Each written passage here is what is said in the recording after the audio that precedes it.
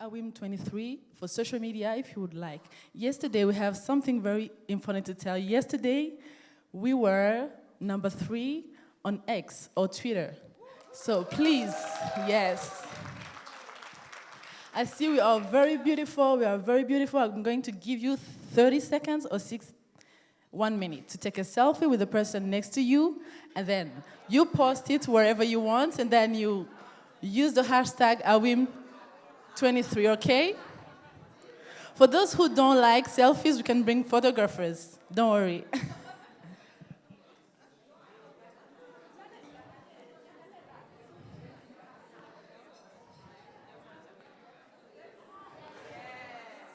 All right.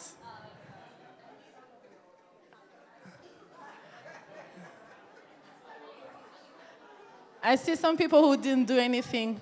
Should I mention them, or they want a photographer to come? All right. We are on day 2, and we're going to have a different session. So I'd like to ask those who are sitting by themselves to try to join others on tables, at least 4 people. Yes. All right. So I'm going to invite Dr. Yemisi for the presentation, and she will introduce us to the session. Yes, please, welcome. All right, so thank you all so much. What a day 1 was, yeah? And like Amadine said, we were trending number 3 on Twitter. I still call it Twitter. I don't have time to call it X. So welcome to day 2. We start today with a special session that focuses on media sustainability. And the session has 2 parts. So we're going to start off with an expert panel, whom I'll introduce as they come to the stage. But then we'll all have the opportunity to have a workshop and to think about media sustainability within our media organizations. So the title of the session is Media Business and Financial Models, and it's a session supported by MacArthur Foundation. They task us to ask or think about 2 questions, really. How can philanthropy grant makers like MacArthur Foundation support emerging opportunities regarding media sustainability? And in order for us to really answer that question, we also have to ask a couple of further questions of what are the challenges and opportunities for addressing the current state of media business and financial models in African newsrooms, okay? So we're thinking about what grant makers, philanthropy organizations can do, but also what are the opportunities for us. So I want to check if, Irene, do we have a QR code this morning or no? The poll? No? Okay, we'll skip that. All right. So as I mentioned, this session is supported by MacArthur Foundation, and it brings me great pleasure to invite Dr. Amina Salihu, Deputy Director of Africa Office of MacArthur Foundation, to give us some opening remarks.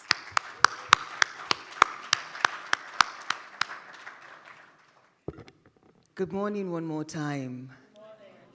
It's an honor to see you all today and to be in the same room as you are. Let me, on behalf of the MacArthur Foundation, celebrate our panel this morning.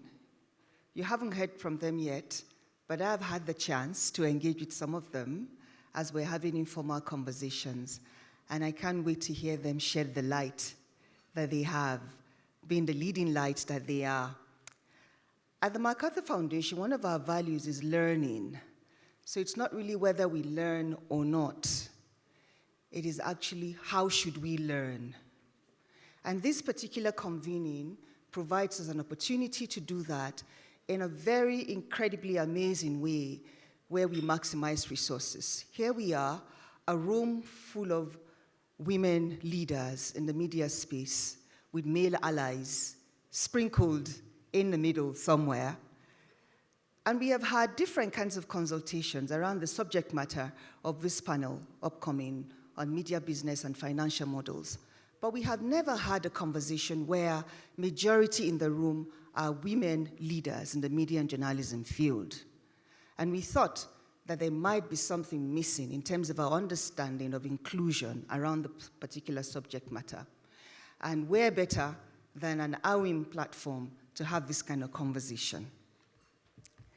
The journalism field continues to matter to us because on the African continent, part of what we do is really to support citizen-led effort to reduce corruption and to elevate transparency, accountability, and participation. And where would we find the moral muscle and moral infrastructure needed for democracy and good governance, but from a community that is trained to look power in the eye and tell power what it needs to hear? So we feel that one of our most strategic investments is our media and journalism investment. And so it matters to us that that field is strong from within, because when the field is strong from within, then it can begin to push back against corruption. And that is why this conference is important, because yesterday we've talked about gender-based violence. Today we're still going to have that conversation. It's all part of the internal dynamics of this field that needs to be gotten right. But we thought another important dynamic is around how the field sustains itself and has the independence of editorials. Because if the editorial of the field isn't independent, then you're not able to speak truth to power, right? And what's the point of philanthropy if it cannot be put to good use to ensure that the space is expanded, especially in the context of closing civic space? It is in this context that I'm very happy to be here and to mention that I'm also equally glad that there's some of our grantee partners present in the room, and they have actually been walking this pathway with us. I saw move to the table next to Dara, the indefatigable Tung Okewale Shenaya of Women FM, who's been experimenting with membership, the one and only radio station for women in Africa. I believe my sister Tung, certainly in Nigeria, with another radio station up north called Muriam Mata, the voice of women, the Hausa language. Of course, need I tell you that AWIM, led by my very versatile and committed sister, Dr. Yemisi Akimbobola, is also thinking of a premium membership strategy. And these are women-led organizations. And today, you're going to have a moderator who is actually part of, again, another grantee convening community for the MacArthur Foundation, the Media Development Investment Fund, led by my very strong and capable and dynamic sister, Dara Ajala. And they have over 24 and counting sub-grantee membership, one of whom is actually here, Human Angle, represented by Damilola. And so we're asking ourselves the questions: what is working? What would not work? Under what kind of context? And how more can we be useful? And as we seek every time to learn and to be relevant and to use philanthropy in ways that expand the field, these kind of spaces are very important to us. And I couldn't close without one more thanking my sister Yemisi and the team for the honor of this moment. You do make philanthropy look very good. I thank you very much. Enjoy the panel. All right, thank you so much, Dr. Saliu. Sorry, excuse me. So to help us to unpack these questions that we've talked about so far, we have 5 industry experts representing 4 different countries, but each of them offering a very unique perspective based on their extensive experience in the industry. So please join me in welcoming to the stage Oluwadara Ajala, who's the Program Manager for Media Development Investment Fund's Nigeria Media Innovation Program. It's a mouthful. Thank you very much. Christine Uguku, who is the Assistant Director in charge of Training and Curriculum Development at the Media Council of Kenya.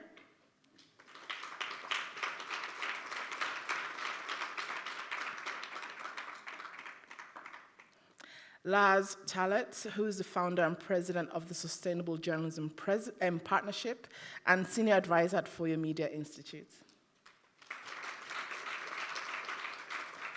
So Lars joins us from Sweden. Catherine Kotz, I'm so sorry, Operations Manager at Daily Maverick, South Africa. And finally, but certainly not the least, Kanita Hunter, who's the Assistant Editor of Politics and Opinion at News 24, South Africa. Okay. I can see that we do not have enough chairs, so could we get an extra chair in the room, please? Thank you. All right, so The format of the session today is very familiar to you all. We'll start with presentations from our speakers, and then following this, we'll have a Q&A discussion. I'll ask a few questions and then open it up to the floor. So please, listen up to what they're presenting so that you have some questions. After this, though, we're all going to work on a workshop. So as Ahmadine said earlier on, if you are sitting on a table where you are less than 4, then I encourage you to merge with another table so that we have full tables, okay? So we're going to have a workshop, and on your table, you'll see a sheet of paper. So for example, it's right there. And on it, on both sides, you see questions that each table is going to be responding to, okay? I'll ask you all very quickly to nominate a moderator for your table, and a note taker and a timekeeper for your table as well, okay? So I'll just give you a few minutes. So ladies that sat by themselves, if you could join other tables. So if you two could join this table, for example, and if you join that table, okay? So I'll give you more instructions later regarding what we're going to do with the workshop elements, okay?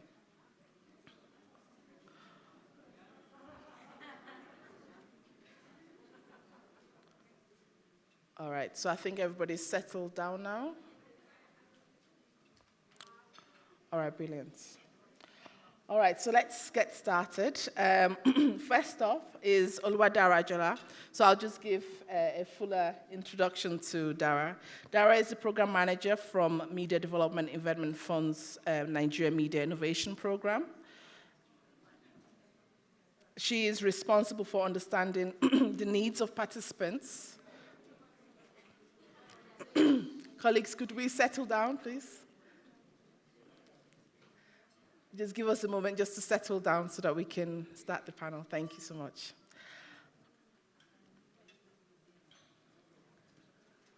All right, so Dara is responsible for understanding the needs of participants and the co-design and implementation of capacity building interventions to meet those needs.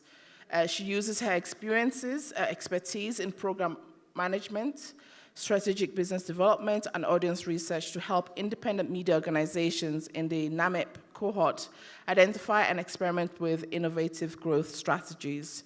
Dara will be setting the context to our conversation this morning and sharing insights around value proposition, products, and audiences. Over to you, Dara.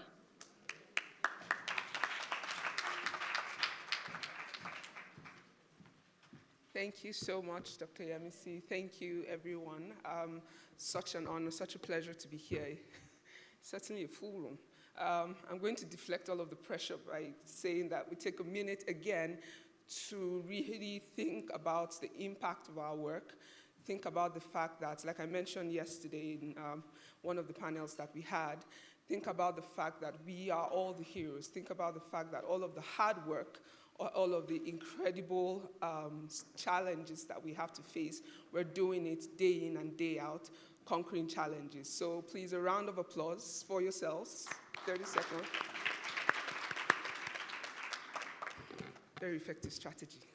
Okay, so thank you again, Dr. Yemisi, and thank you so much, Dr. Amina Saliu, for enabling the work that essentially a lot of us do in this room. So as Dr. Yemisi mentioned, I work with the Media Development Investment Fund.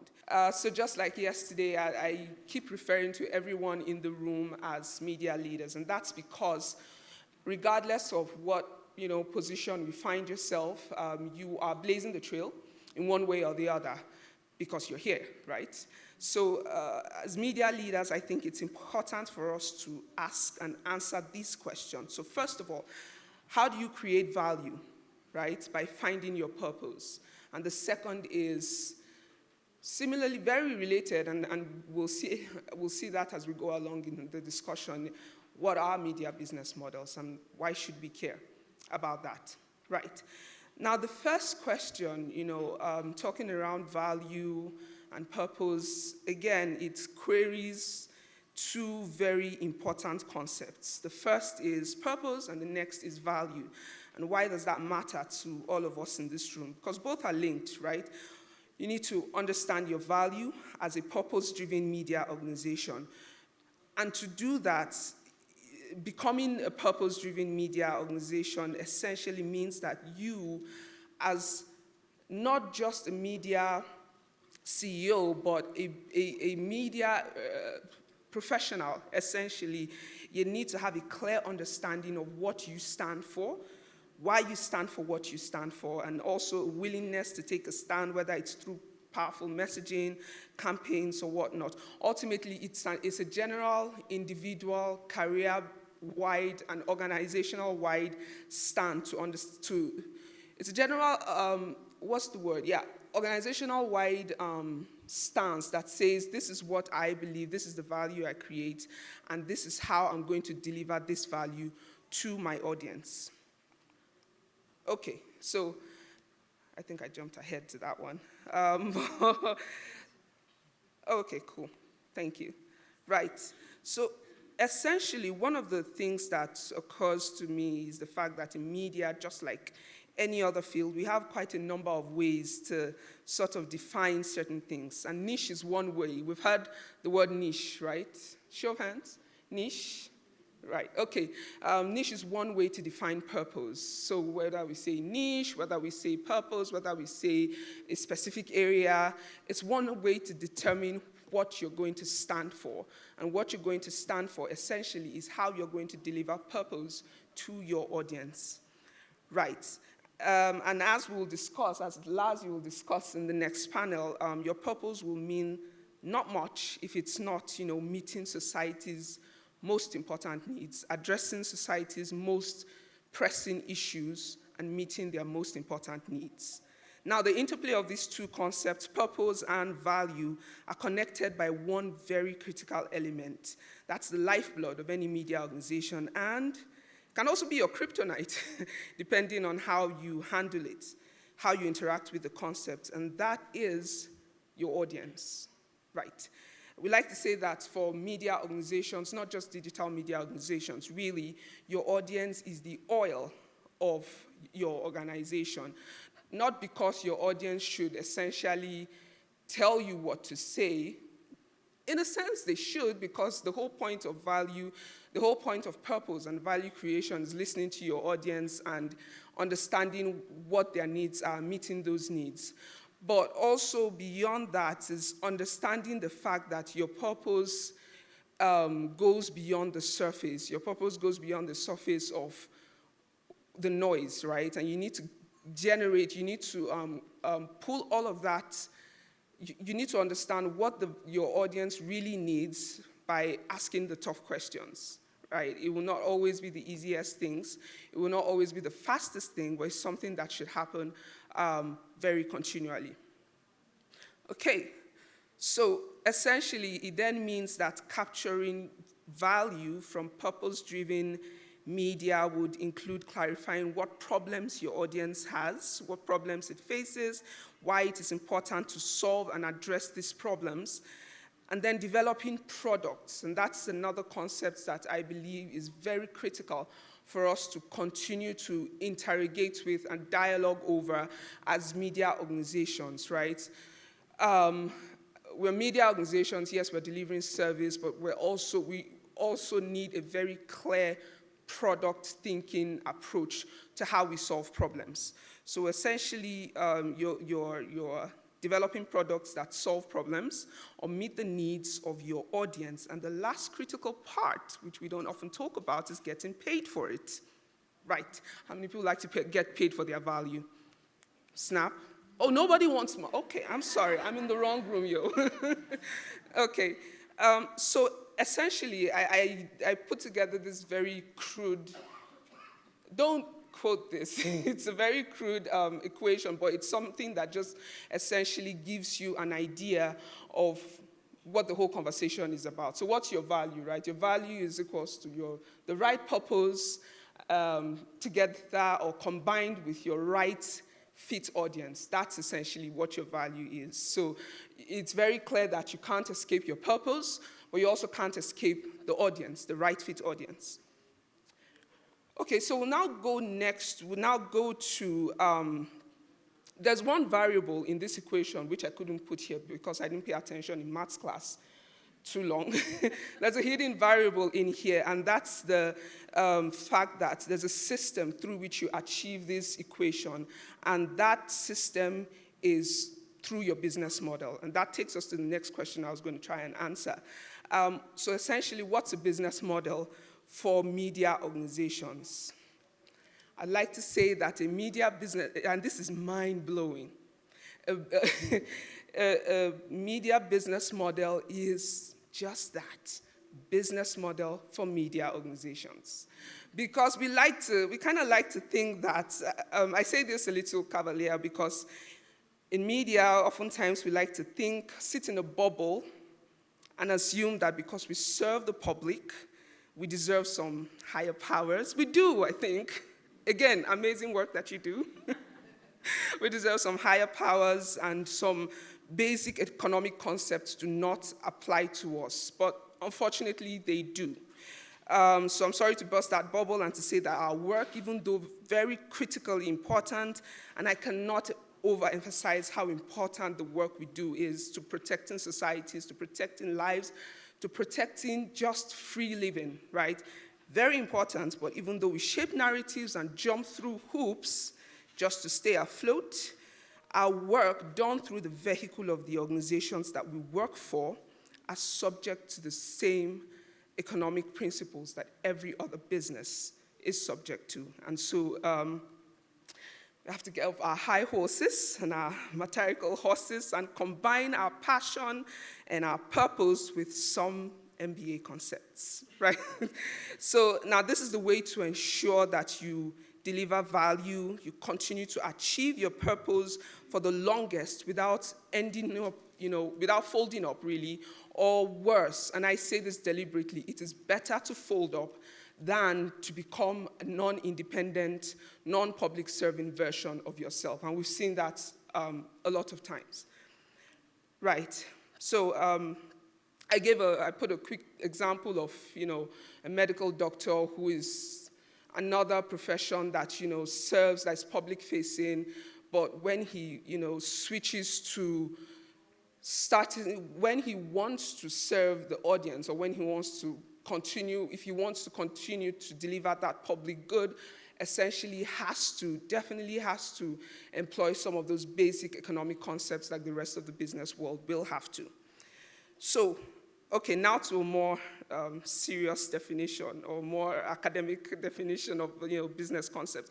It's very simple, really. When you delve into the actual concept, it essentially means that you are understanding what value looks like for your users.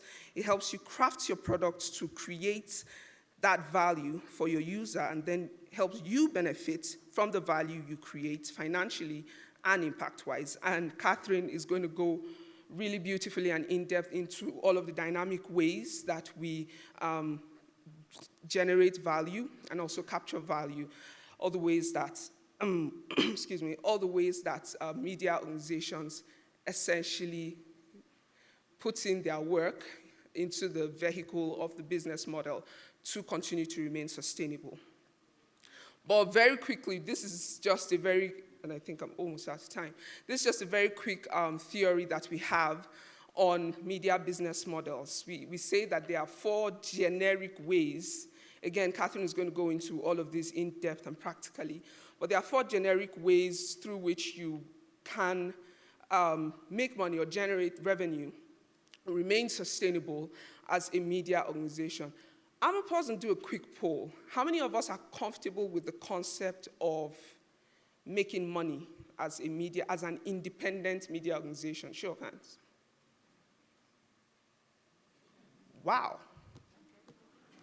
Okay.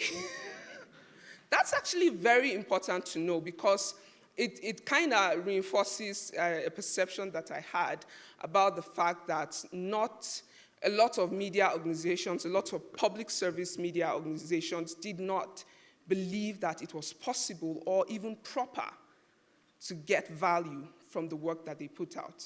And we'll continue to talk about that. I mean, the panel is expert. We'll talk about if that should be the case, if that should continue to be the case, or if we can question our assumptions and what assumptions exist. So these are essentially the 4 the theory of the 4 ways that media organizations can generate revenue. Selling your users, I know that sounds worse, especially following the poll that's just come. But essentially, we talked about your audience being your oil. So you sell your users through generic things like adverts, native advertising, and whatnot. Then you sell to your users through the products that you put out and whatnot. Then resources and services, things like events, books, and all of that. And then ideas. You could sell ideas through things like advocacy journalism on the positive side, and on the negative and nefarious side is propaganda and misinformation, which nobody in this room does. I know, I'm so sure. I'm so sure of that. Okay, so essentially, that's like the theory that we have for business models. I will go into that more. So how do you generate value through your audience? This is like final notes. Your customer data, your customer or your clients, your audience, however you want to see them, again, forcing us to think a little more business-like, right? Your audience is the oil of, all media business models, and your value has to be product and user-led. Your media must understand, media organizations need to understand the value that they provide and develop the most feasible ways to benefit from it. Now, the membership guide definition, I like this one. I'm gonna turn. So essentially, a value proposition, they define value proposition as, a statement of the value a product or service creates to address a particular user need. You can and should define a value proposition for any product or service you create. So that whole dance between your purpose, your value, and your audience is something that has to continuously happen. It's something that we have to it's not something that's going to dwell in the head of the CEO alone. It has to be an organizational-wide way of thinking to say that what value is my purpose delivering to my audience, and how am I generating revenue from that, right? And I hope that's clear. Right. So essentially, this is the summary of the thing, right? How do you capture value as a public interest media organization? Define your purpose, know your audience, deliver your purpose to your audience as their value. Thank you very much.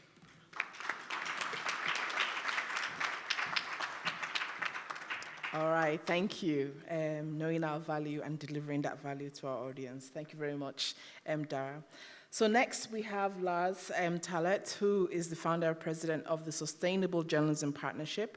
He's also a senior advisor at FOI Media Institute, which is part of Linnaeus University. And he's also Sweden's representative to UNESCO's IPDC Intergovernmental Council. So Lars comes here with 30 years of experience in journalism, media development, and development cooperation. His earlier assignments include, sorry, I think I just ruined the presentation. Just give me a second. Okay. His earlier assignments include history, advisory functions and consultancies for the Swedish Prime Minister's Office, the Swedish Ministry of Foreign Affairs, SIDA, the Cabinet Minister of Ukraine, the OECD, DAC, the UN Habitat, and the regional Kurdish government in Iraq, as well as the major Swedish tech companies such as Ericsson and ABB. For 2 years, he was stationed in Managua in Nicaragua and working at the Nicaraguan Center for Human Rights. So over to you, Lars.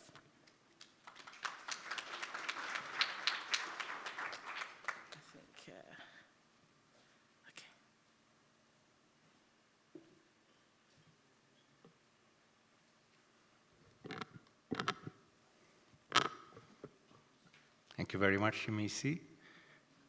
Thank you, Dara, for an excellent presentation. Good morning. How do you feel today? Full of energy after yesterday, just like me? Let me just first state that I'm so proud and honored as a dedicated feminist to be invited here.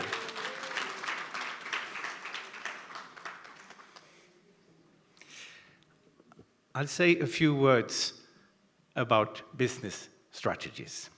And I think, I'm trying to,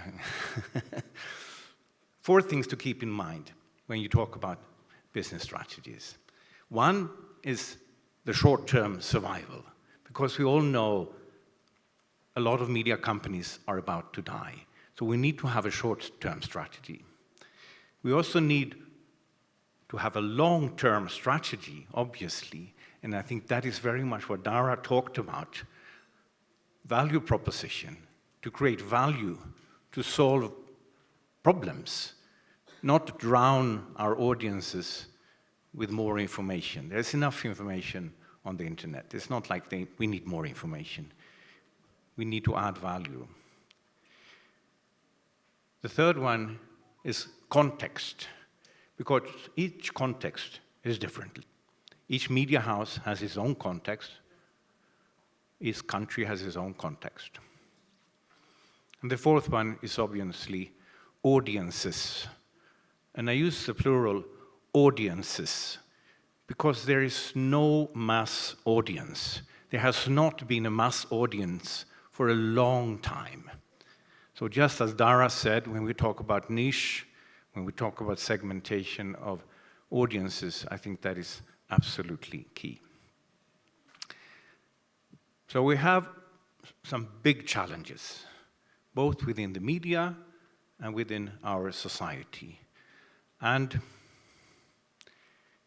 to find ways of solving these problems, both on a societal level and on a media level, we were some Scandinavian and African media researchers, media leaders, seniors, reporters that came together trying to find new ways of doing journalism, rethinking journalism, and we came up with a concept that we call sustainable journalism. And FOIO's strategy is based on sustainable journalism. So FOIO is actually the first organization in the world that based their strategy, or our strategy, on sustainable journalism. But we also wanted to grow together with others. So we created an NGO that is called the Sustainable Journalism Partnership. Just a few of us in the beginning,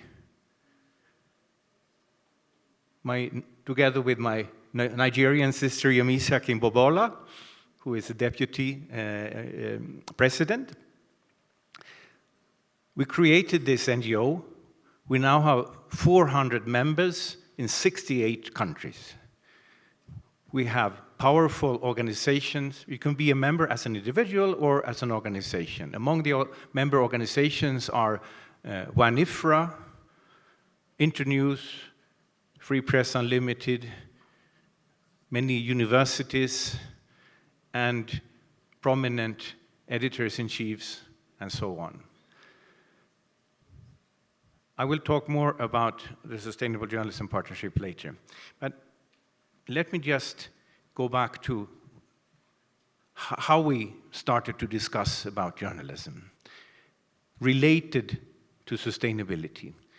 As you know, there are 3 dimensions of sustainability. It's the economic sustainability, the social sustainability, and environmental sustainability. And when we use the word sustainability in the media sector, we tend to be totally focused on financial sustainability or financial viability, as if the other dimensions of sustainability didn't exist. So how can we call a business strategy sustainable if we don't ensure that there's gender balance in the newsroom? If we don't ensure that our production and distribution of news is environmentally sustainable. So in everything we do, whenever we do something that is financially viable, it has effects on social sustainability, and on environmental sustainability. So these three dimensions are indivisible. And in everything we do, we need to have these three dimensions in mind. So what we do is to improve society, to improve media, and to do no harm. Because this is what our society looks like today. And we all know that our societies are not sustainable. I think we are looking at the biggest transition since the Second World War, possibly even since industrialization. I think the coming 10 years will be absolutely turbulent. And we are starting to feel it already. We see the climate is changing. I think everyone knows it. And the farmers and the fishermen, they know it better than anyone else. Gender inequality, uncontrolled tech development. I used to say that climate change was the biggest threat to humanity. Now I'm maybe more scared about artificial intelligence. It's so powerful. It's so powerful. So it's a power that we can use for the benefit of media, for the benefit of journalism, for the benefit of society. But it can also be disastrous. So among these, I would say climate change and AI. But we also see an unsustainable media sector. I used to talk about saving journalism. Now I say, let us rethink journalism, just as Dara proposed here. Let us rethink. Let's stop saying saving journalism. We need to rethink journalism. We need to think, how can we add value? How can we solve people's problem? And stop thinking that our duty is to inform people, because people have enough information. We need to think differently. This is what the media landscape looks like today. Dramatic drop in advertising revenues. Fierce competition from the social media companies. Media capture. Shrinking space for freedom of expression. Disinformation. Threats. Harassment. That is getting worse by the day. And as a result, declining trust for quality journalism. I would add polarization within the media and in society as well. So it's not that we lack challenges. How do we think in a holistic way if we want to address these challenges?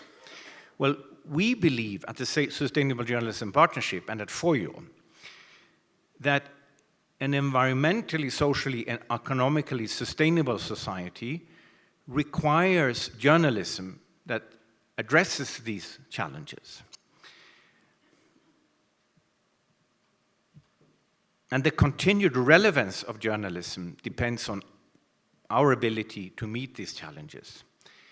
And this needs to be based on solid business strategies that my sisters here are going to talk about, and that Dara so well mentioned. So we have to do both. We have to be innovative when it comes to business models, and we have to be innovative when it comes to content.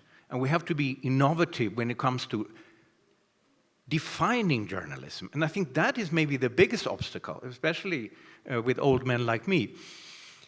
Because, you know, it's like a lot of editors, they have not understood that we are not in the 80s and 90s anymore, when we were kings and queens, well, mostly kings, because there were not that many queens at that time, when we could decide what kind of information they would get and when they would get it.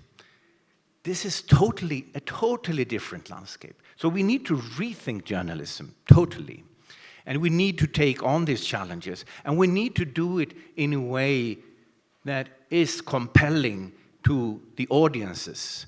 Because whenever we talk about sustainability, and journalism tends to be boring. Excuse me for saying this. Why is that? Why do we forget everything that we was taught? There's so much. I mean, gender equality, there are so many interesting stories.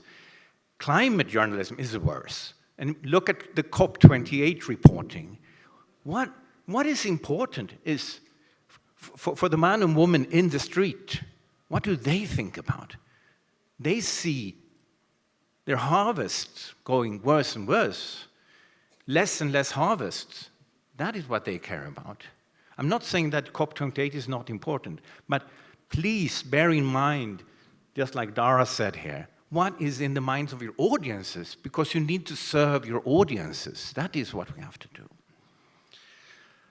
So this whole theory ends up in two questions. One, how can journalism better contribute to sustainable society? And how can media in itself be more environmentally, socially, and economically sustainable? So these are the two questions that we need to have in mind all the time, and think of the three dimensions of sustainability in whatever we do. I think if we do this, then we might have a chance to solve the problems. So if we look at how an ecosystem could look like, because we need to do this together. We need to produce and publish content that contributes to sustainable society and at the same time generate revenues to the media and value to our audiences. We need to have sustainable business models where environmental, social sustainability is at the core of the business model. We need environmentally sustainable production and distribution, and of course we need innovative, gender-balanced and inclusive environmental newsrooms and organizations. And to do this, we need research and we need education. And we are many people working on this. 400. Most members are actually Africans. So this started out like a Scandinavian-African cooperation, and I think we continue on that line. So if you're interested in continuing this discussion, you're most welcome to join the Sustainable Journalism Partnership. This is where you go, sustainablejournalism.se, and I would be very happy if you want to join us in our quest for sustainable journalism and sustainable societies. Thank you for listening.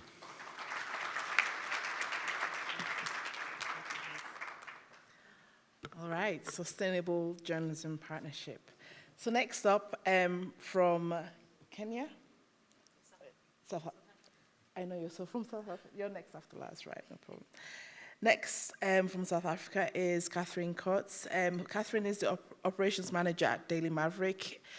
Over the years, she has worked across multiple projects and departments, from commercial and grant revenue to project managing and launch of new products and editorial desks. Media sustainability is an area of great interest for her, and she's currently exploring how we can better track and report on the impact of journalism in society. So, welcome, Catherine.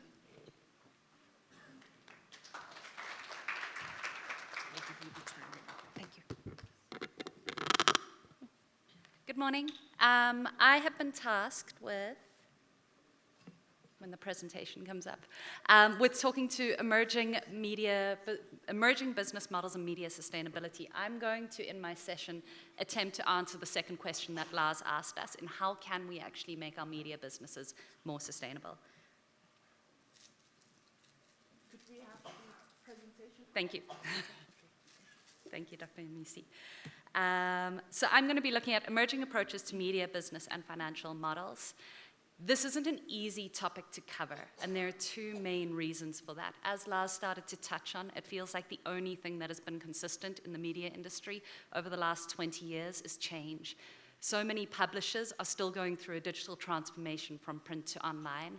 We've had the introduction of social media that many of us have struggled to adapt to with the conflicting of those platforms. And now in the last 12 months, we've watched the penetration of AI take off at a speed that I don't think anyone anticipated. The other problem is that even if we were in an environment where everything was consistent, the more I work with other media houses, the more I'm realizing that what works for Daily Maverick doesn't necessarily work for someone else. And what's really nice about the way the panel's been compiled today is on the stage with us is Juanito, who's from another South African publisher, News24. News24 and Daily Maverick serve very similar audiences. We function in the exact same economic environment. And the business model that works for News24 is not the same business model that works for us.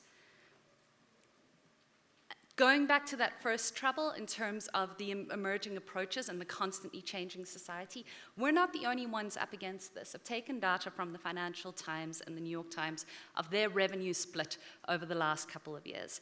2007, so 15 years ago, Financial Times was relying 2/3 of their revenue stream was coming off print advertising. Within a 5-year period, that was halved down to 1/3 of their revenue stream, and now it makes up less than 20%. If we look at the New York Times, they've got a similar model. So about 50%, if you look at the bar in red in the middle there, that's about 50% of their advertising that was coming from, of their revenue that was coming from advertising in 2011. By 2022, that was reduced to 20%.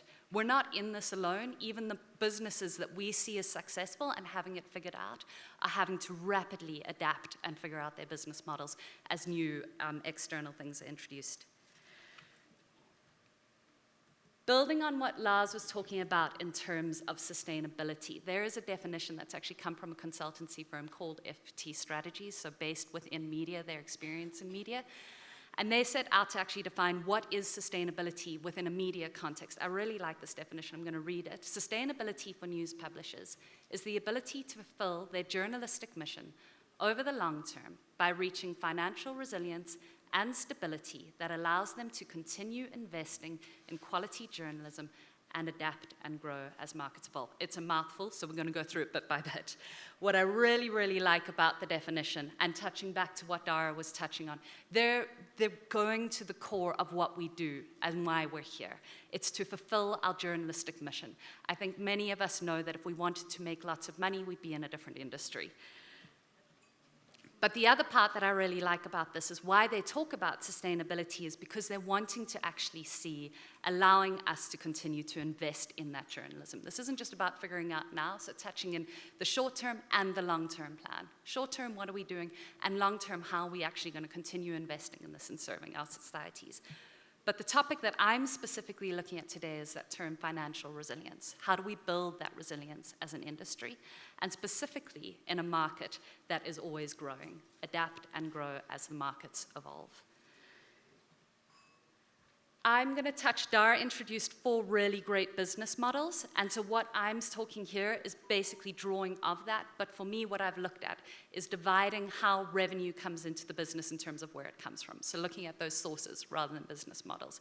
This is the way that I've had to simplify it because it gets so complex. I have sat in talks where people have listed literally the 49 different ways to make money in media. And that's incredibly overwhelming when I'm looking at a podcast that I'm trying to make financially viable and you've given me a list of 49 opportunities. So for my own sanity, I like to go back to these 3 revenue splits. At the top of it, I've got a low battery, just as a heads up. The computer might switch off. At the top of it, we got commercial revenue. Any money that comes into your bank account from a business. The most obvious ones that we think of here is advertising, sponsorship, content that businesses ask you to publish on their site. But this can also, and as Dara was touching on, this can also include services. If you've got great writers, you might be actually outsourcing that to other businesses. You might be doing your consultancy firms with that. Any money coming in from a business, commercial revenue. Then we've got reader revenue. Basically, any money coming in from your reader's pocket directly. The most obvious ones that we talk about so often are membership and subscription, but it doesn't have to be long-term financial commitments that we're looking at. This is literally, if you've got merch and your readers are buying your merchandise, that's reader revenue. Events where you're asking them to pay to attend, that's reader revenue. Once-off crowdfunding campaigns, reader revenue. Anything coming from their pocket is reader revenue to that.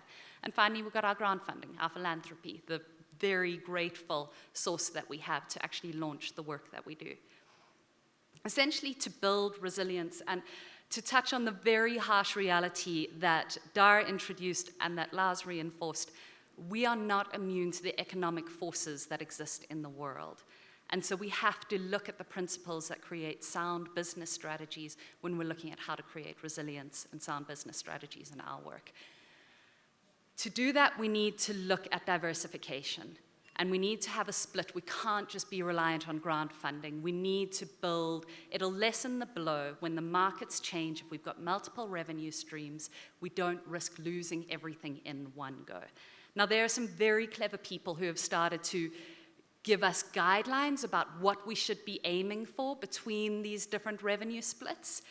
But the problem with that is that where those guidelines are coming from is usually economies where they've got audiences who can afford to contribute to reader revenue. And on the African continent, there are very few of us who have that luxury.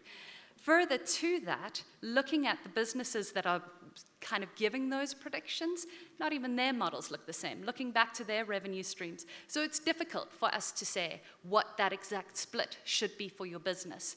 The challenge is to actually give conscious consideration to what that split is and make sure that as far as possible you've diversified while fulfilling your mission.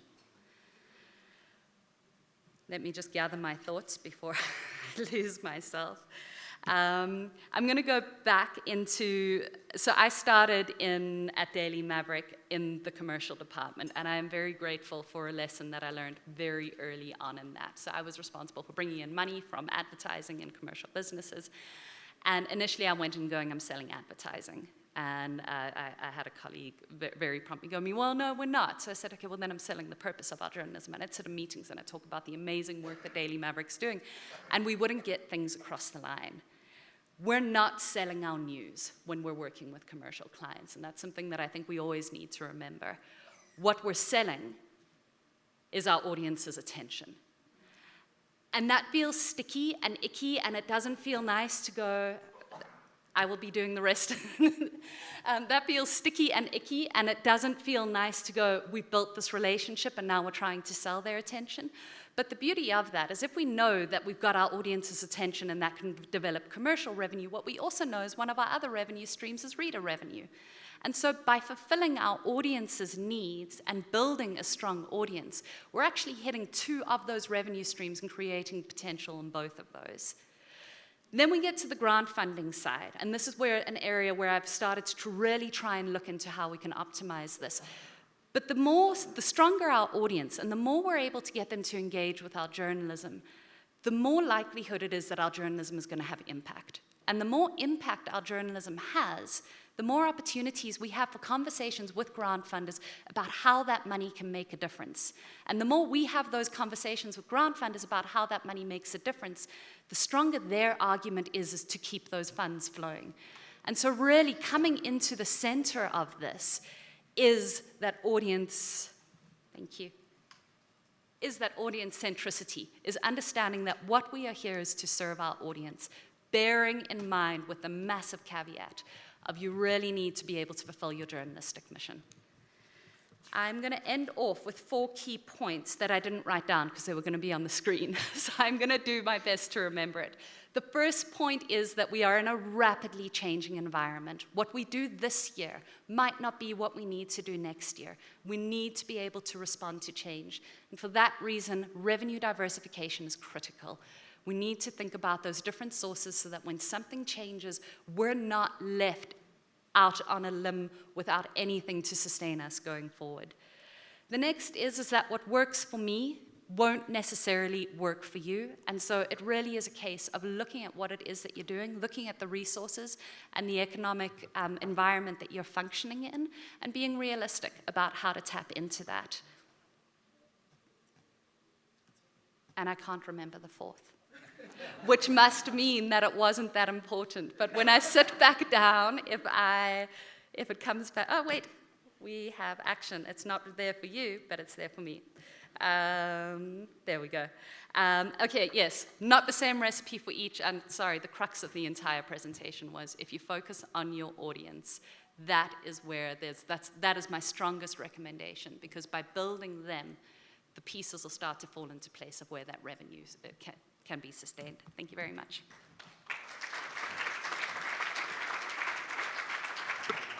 Thank you very much, Catherine, and apologies for the technical hitch. All right, so from Kenya, we have Christine Nguku, who's a seasoned journalist with more than 30 years' experience. She's the Assistant Director in charge of training and curriculum development at the Media Council of Kenya. She has risen from a reporter to editor at KTN, being a media owner at Mbatu FM and a lecturer at Kenya Methodist University. She has mentored media women in organizational skills and innovation as part of Wanifre Women in News, the East Africa program. And at Media Council of Kenya, she spearheads the media viability module for managers in a digital setting. Christine has served as secretary to the Kenya Editors Guild and vice chair of the Association of Media Women in Kenya. Over to you, Christine.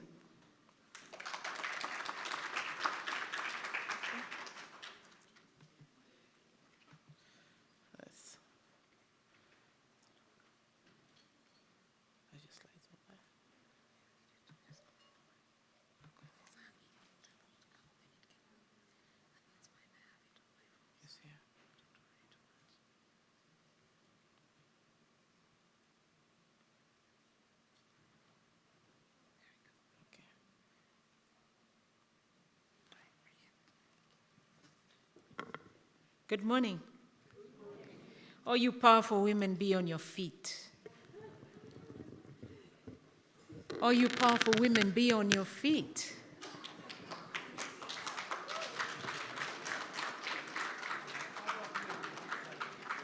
Fantastic. We are having some very important, you know, I'm looking, there's a reason why I'm looking around.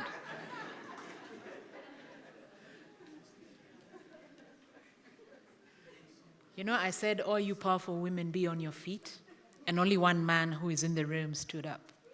The others are playing catch up. Look, the gentleman in the room already feels a woman, and he feels the power that we have. And guys, we are going to make it in this business of the media. Thank you very much. Please take your seats. Take your seats. That's the activist in me who does stuff for women. You know, I came to this conference and I started feeling really nice because I started meeting my mentees, both local and international. And today I want us to talk about advertising. I think someone mentioned yesterday that many media houses are closing shop. And some of that is the aftermath and the really drastic events of COVID-19 and so on. But there's many other reasons why media houses close shop.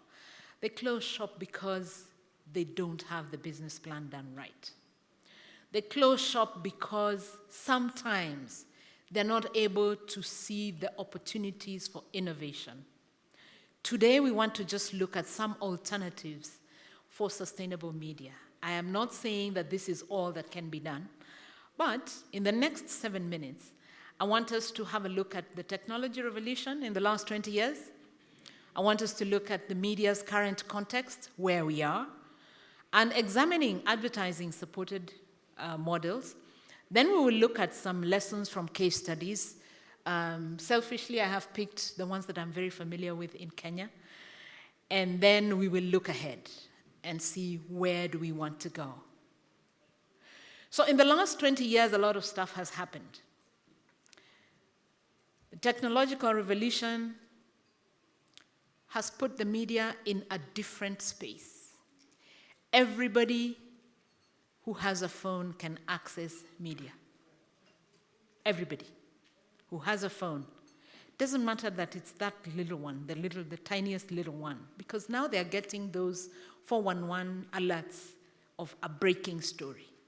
So the day is gone when people would sit around a TV at night to watch the news and know what happened. It's coming to them where they are. As a result, because of a high proliferation of media channels, now we have so many FMs. And not all of them are in a building in like a square space. Some of them are actually on the phone. They're running a media house on a phone which is in their pocket. So we also have very high fragmentation of audiences. And this, I think the two previous speakers have said, this is what we are selling. We're selling audiences. There's also hyper-competition, too much competition. Everybody wants to get a small piece of the cake. There's high inter-fragment mobility of audiences. So audiences have been fragmented into tiny, tiny, tiny little clusters. And then, of course, there's a decline in revenue, especially to legacy media. We have increased news media platforms, some which are not necessarily familiar to the media as the media knew it. And then we have changing audience time spent on those legacy formats. I don't know how frequently you will sit down to listen to radio to gain information. If you're sitting here, just think, when was it that you decided, I want to listen to radio, a particular program, so that I can get a certain piece of information? Our context. Advertising is determined by numbers. How many people are we able to reach? Do we know how many people we are able to reach with the advent of technology?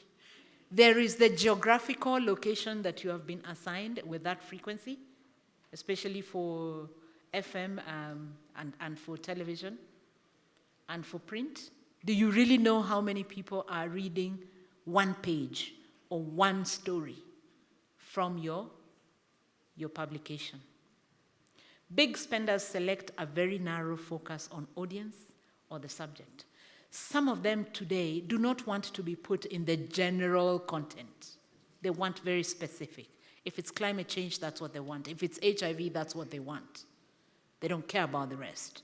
So advertisers have now moved with the audiences to those alternative platforms, and we need to move with them.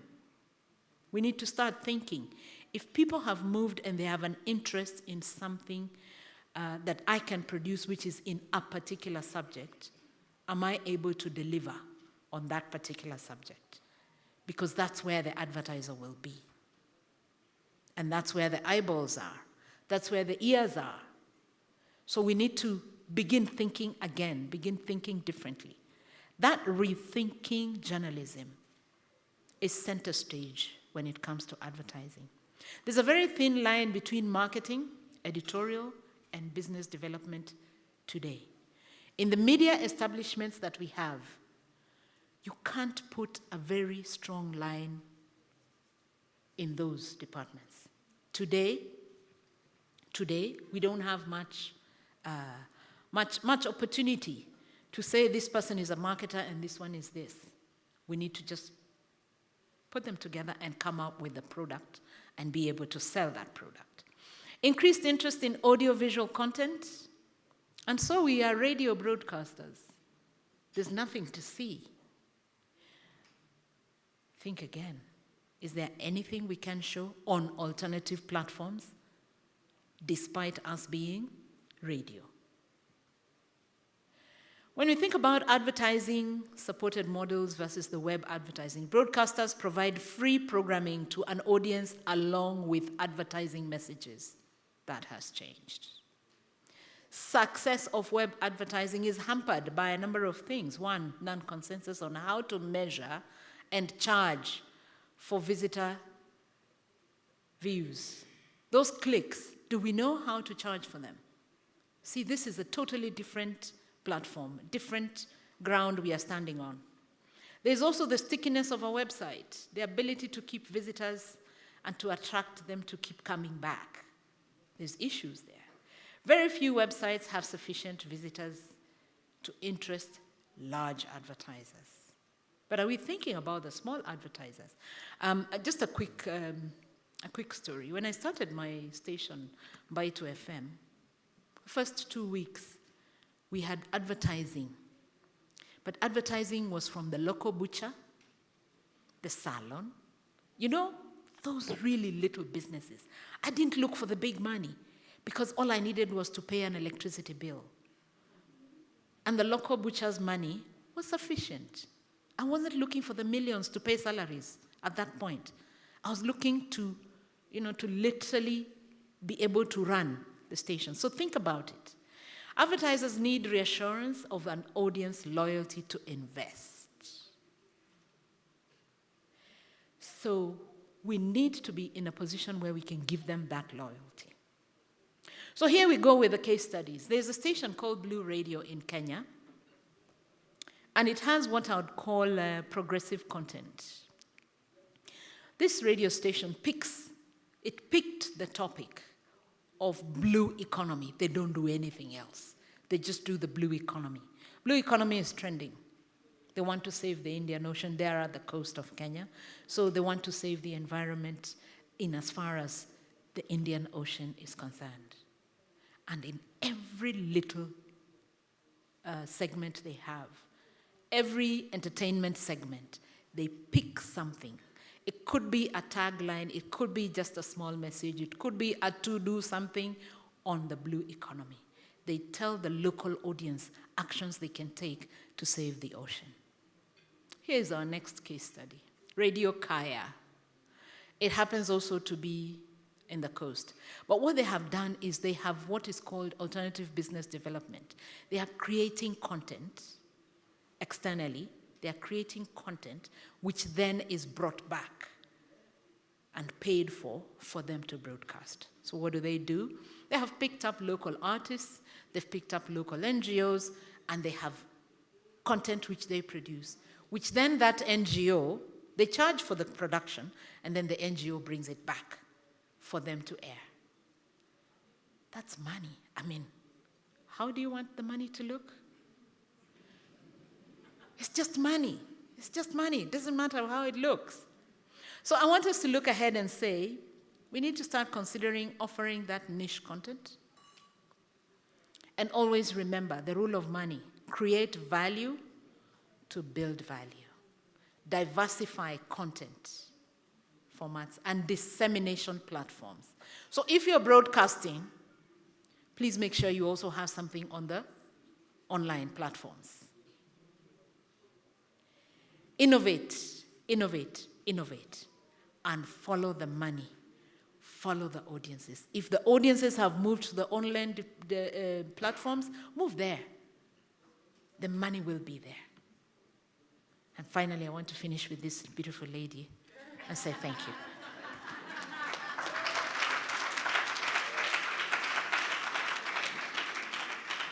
Thank you so much, Christine, for that very informative presentation. And our last speaker is Konita Hunter, who's an award-winning journalist and political editor at News24, based in Johannesburg, South Africa. She won the Vodacom Journalist of the Year 2016 and 2017, and the Nakasa Journalism Award in 2019. She's the author of Balance of Power, Ramaphosa and the Future of South Africa. Her political analysis is featured on all major national and international outlets. She recently co-authored a book called 8 Days in July, Inside the Zuma Unrest That Set South Africa Alight. Welcome, Konita.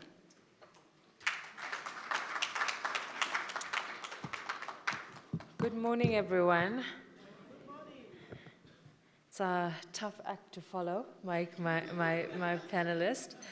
But I mean, we're here to talk about media business and financial models. It has never, ever been more important for editors to care about how the lights are, who's paying for the lights to be on in our newsrooms.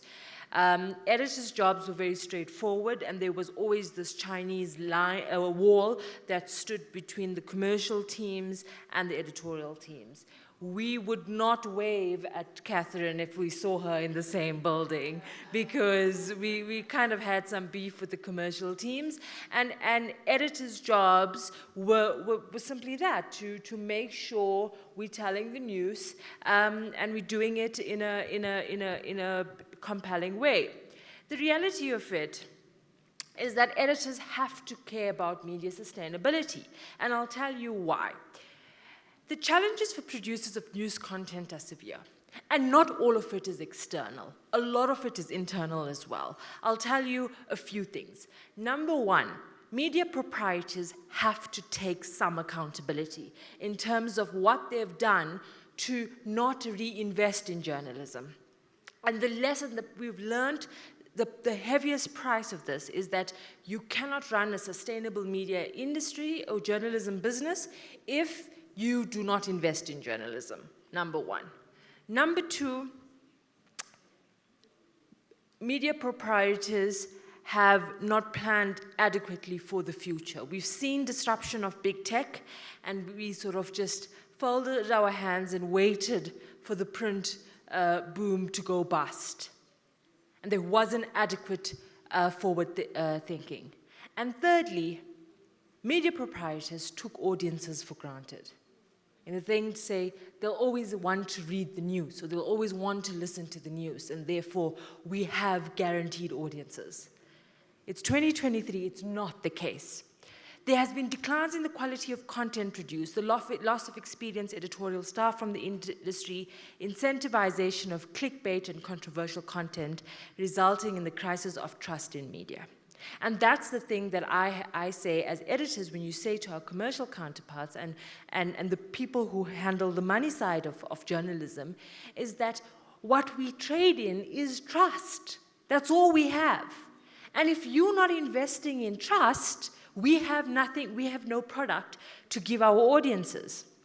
We obviously know the COVID-19 pandemic exacerbated these challenges in journalism, like it did all areas of economic output.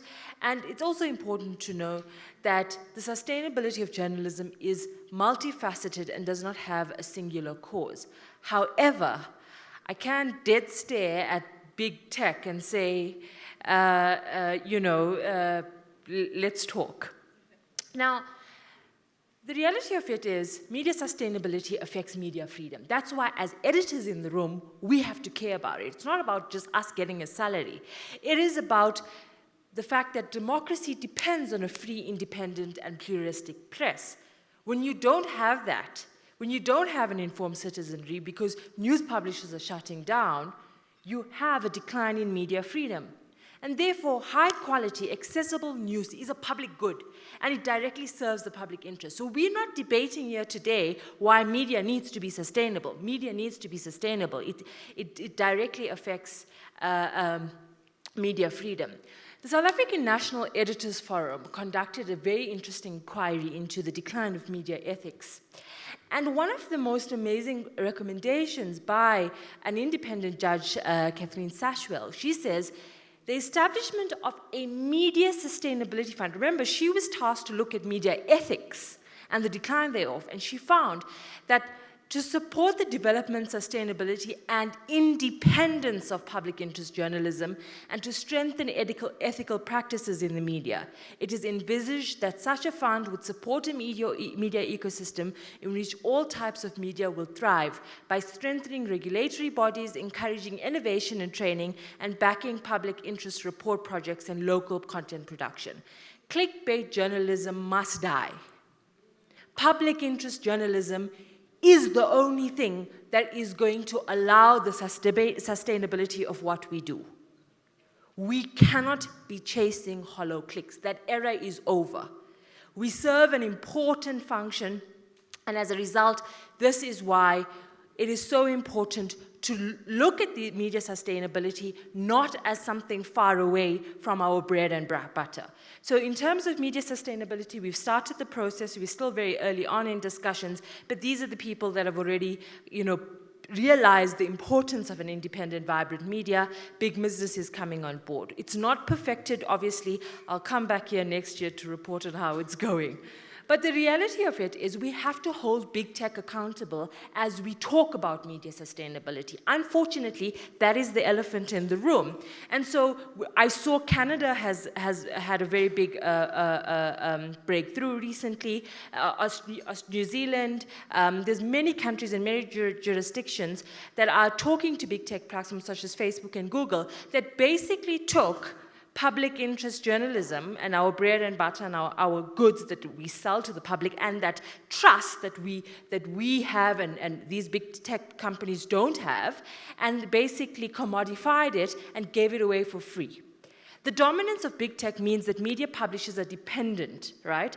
And as a result, now small media organizations are struggling to play and compete in that space. As SANEF, South African National Editors Forum, we launched a skills transfer and upskilling program to say, community media, let's help you with digitization. Let's come up with let's see how we can get podcasts. What do you need? Working together in a collaborative environment. The reality of it is, I am, as an editor of a big media, an editor in a fairly large media organization in South Africa, but my sustainability cannot be seen in an isolation. If you're a big media organization, you need the little ones, you need the small players to succeed as well, because we do not operate in silos. A very important point that I want to say is editors, is we face the brunt of an unstable media landscape. And why? Because staff have to do way more with far less. Journalists must, the reality of it is we have to send retrenchment letters every other month. We are seeing, basically in 5 years, the media industry in South Africa, which is one of the most vibrant in the continent, cut by half. The reality of it is, among all the stresses journalists face externally, a huge element is the unsustainable nature of this business and how it's leading to burnout among editors and journalists. And as a result, the incentive for us to come to the party is very important. Independent media is the product of a sustainable media. We have to find solutions. We have to play a role in the survival of our newsrooms. We can. There is no single silver bullet solution. At the end of the day, we have to collaborate. And more importantly, I think we must not forget that all we have is trust, and we have to continue building our trustworthiness to our audiences. Because like our previous speaker says, when audiences are no longer a homogeneous group, and if they don't trust you, they'll just go somewhere else. Thank you very much.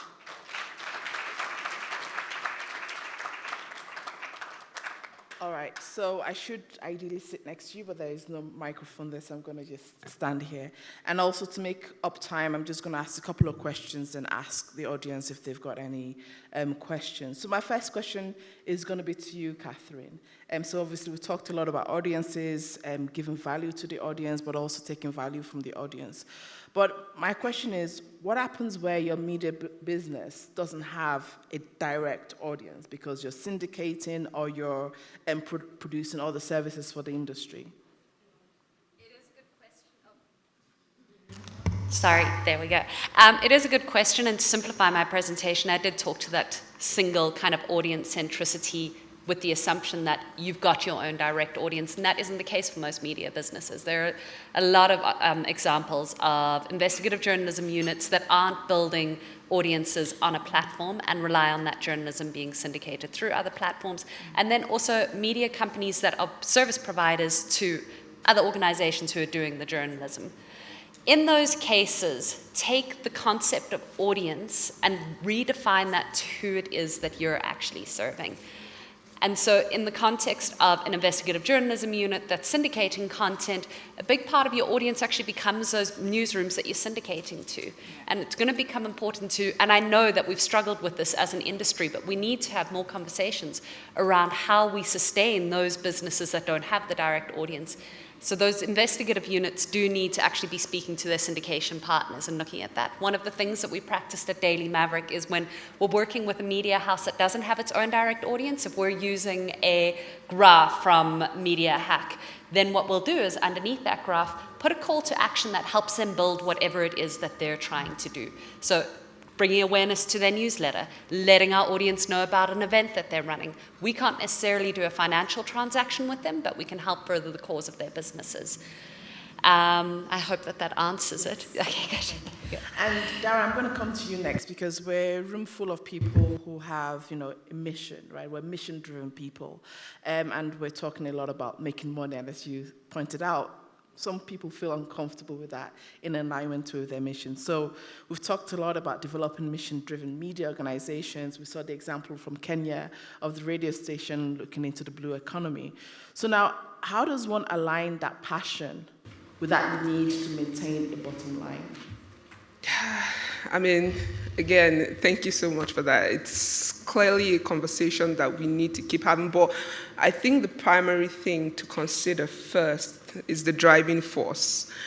And I would say that for many organizations in the room, the driving force continues to be, like we've all discussed, the driving force is the need to protect societies. But then, like you mentioned, Conita, while we're pushing our passion, it's very sad, especially in case of, for example, big tech, to give all of our passion to another platform that will take the value that we have created and generate value, take all the credits, take all the value, and then leave scrap for us. So we've got to develop like like a dual hat thinking type of methodology where we are driven by passion, but also very analytical and critical about getting back the value from the passion that we are putting out or the products that we are putting out. We can't just let things, the big tech case, when you think about it, it's just ridiculous. We've put out all the work. And I dare to even go back to the fact that it could be said that big tech took away the entire distribution channel that media organizations had invented. If you think about it, the original printing strategies that was used developed by businessmen who now became media owners, completely developed by them. And big tech comes and, though that entire channel that we've invented has gone, there's opportunities to earn from there, but then we need to continue to think about when we put out a product, you can't only think about what you're serving. I mean, the emotional or the, the emotional good it's doing or the social good it's doing, you have to think about how you will continue to do that service for the longest. And the only way to do that is value capture. Yeah. Thank you very much.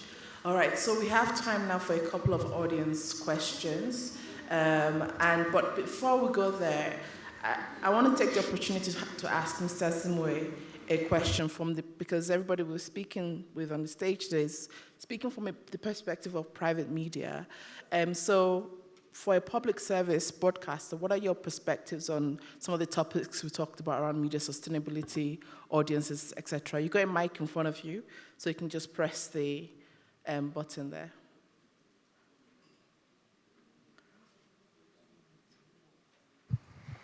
Thank you, Yemis. I even don't know what to say. To be honest with you, I don't know what to say because when you live the life of having to look at the financial interests of an institution and, of course, the content side of the institution, it's a total dilemma. But let me just stick to the public service that I work for. The picture across Africa is extremely appalling for public service broadcasters like us. We're faced with declining revenues. Most of us do not have sustainable financing models like you'd have in Sweden and other European countries. Most of my colleagues are financed by governments, are not financed well.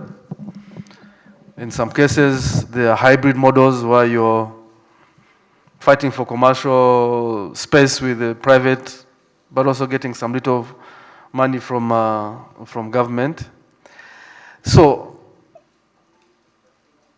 public service broadcasters across the continent do not have sustainable financing models that can guarantee their independence. And that's a very tough position we're in.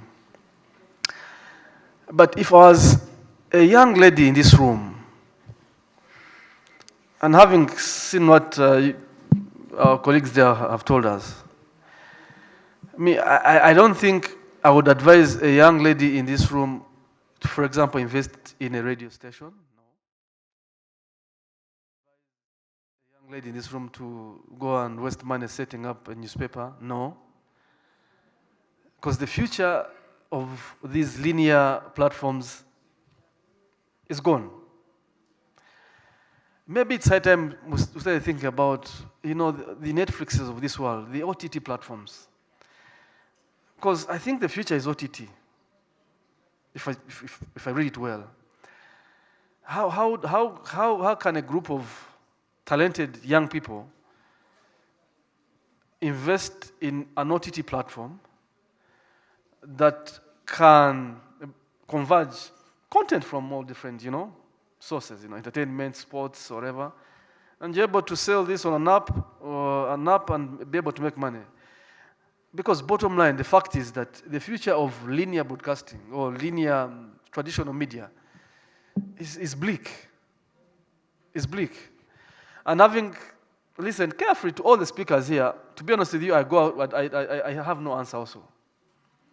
I have no answer. And for me, who lives this life every day, it's something that, we're talking about the digital space. The issue is, how do we make money from these digital spaces? The fact is that we are competing with someone who has a small YouTube channel, one individual with a cameraman, and all advertising is going to this person, and you, with an entity that has 300 plus employees, are fighting with this person for the same, commercial revenues. So, to be honest with you, I don't have a definite answer. Also, I'm in a dilemma. But as a public service broadcaster, I think for me the most important thing for us to be able to survive is having an independent, sustainable financing model. A model where the audiences are able to say, contribute something to the content. And you're accountable to the audience than the government of the day. Thank you. Thank you. Thank you. All right, Madam Latifa Akabash. First of all, I would like really to sincerely thank all the panelists. I was extremely interested by all it was said, especially by what Lars said, because as a regulator, it's obvious that we are concerned about a new risk that emerged. This risk is the problem of to re-enhance and to redefine the journalism identity. It's really important. Sustainable journalism is first journalism. It's not communication. And on our continent, we testimony some new trends. For example, we have some ministers preferring to give the public information to influencers and not to journalists. And this is a danger for democracy. Nobody will ever invent better than a journalist to be a contributor to good democratic functioning of our societies. So we have to stand with journalism, and it's also a matter of a new business model for our enterprises in our traditional and what we call now classical media. For example, what we can testimony also as a regulator is before this lack of ads resources, because the ads migrated to digital platform. Some newspapers, some radios, some TVs are attempted to get away from real, genuine journalism, professional journalism, to communication, to seek for buzz, to seek for this emotion economy that is the basic of the functioning of digital platform, and it is really a real danger. And how to monetize real journalism. This is a big issue. Journalism has to reinvent itself, but we have to do this within public policies in the full respect of press freedom. Now we can see in some of our African countries that because of the media enterprises have not the money to achieve their digital transformation, they are trying to be in a very bad partnership with digital platforms, for example, at the level of training journalism. You know, to ask digital platforms to train our e-journalists, because e-journalism is a journalism. It's like giving wolves the responsibility to guard sheep. Thank you. Thank you very much. Thank you. Right, I can see lots of hands, and we do not have time to go through all of the questions. However, we will now progress into the workshop element where everybody will get a chance to input on the 2 questions that we're asking today, okay? So can I ask every table very quickly to choose somebody who's going to moderate on that table, and then you'll also see the sheet of paper on the table that asks the 2 questions. So very quickly, can you decide who's going to be moderating on your table?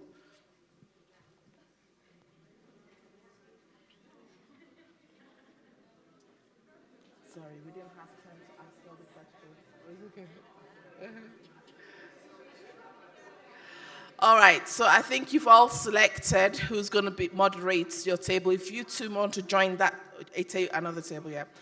All right, just in the interest of time, let me just finish outlining what we're supposed to do. We have 2 questions, so there's 1 question on either side of the paper with you, okay? Sorry, could I just finish, please? Sorry. So the first question is, what is the biggest challenge for your newsroom today? All right, so think about the context of where your newsroom is, okay? What is the biggest challenge of your newsroom? And then the second question on the other side of the paper is, what solutions are required to address each of these challenges, okay? So what I want you to do is map those challenges that you've listed against the solutions. And when you think about solutions, also think about stakeholders. So one of the first questions we asked today is, what can philanthropy do to help news media, okay? All right, so in the interest of time, I'll ask that we spend a maximum of 15 minutes on each question. And then can you select who is going to come on feedback after your discussion? We're going to be collecting those pieces of paper, so please make it legible for us to read, all right? So quick 30 minutes to do this exercise, and then I'll tell you when to switch over. Thank you. And thank you very much to our panelists who have shared their expertise with us today. In this session, we will be talking about, we will be trying to bring the Kigali Declaration for the Elimination of Gender-Based Violence in and through the media to bring it home. We had a committee that worked really hard to put all the basic elements together. And now this is our time to build, to take off from where they left, and to build on, and to build something that is going to inspire us for the next few years, for the next decade, for the next many years. So we will start with just a small presentation on the vision of the declaration, where this came from, where the idea came from, where we hope it's going to take us. Yamisi, welcome.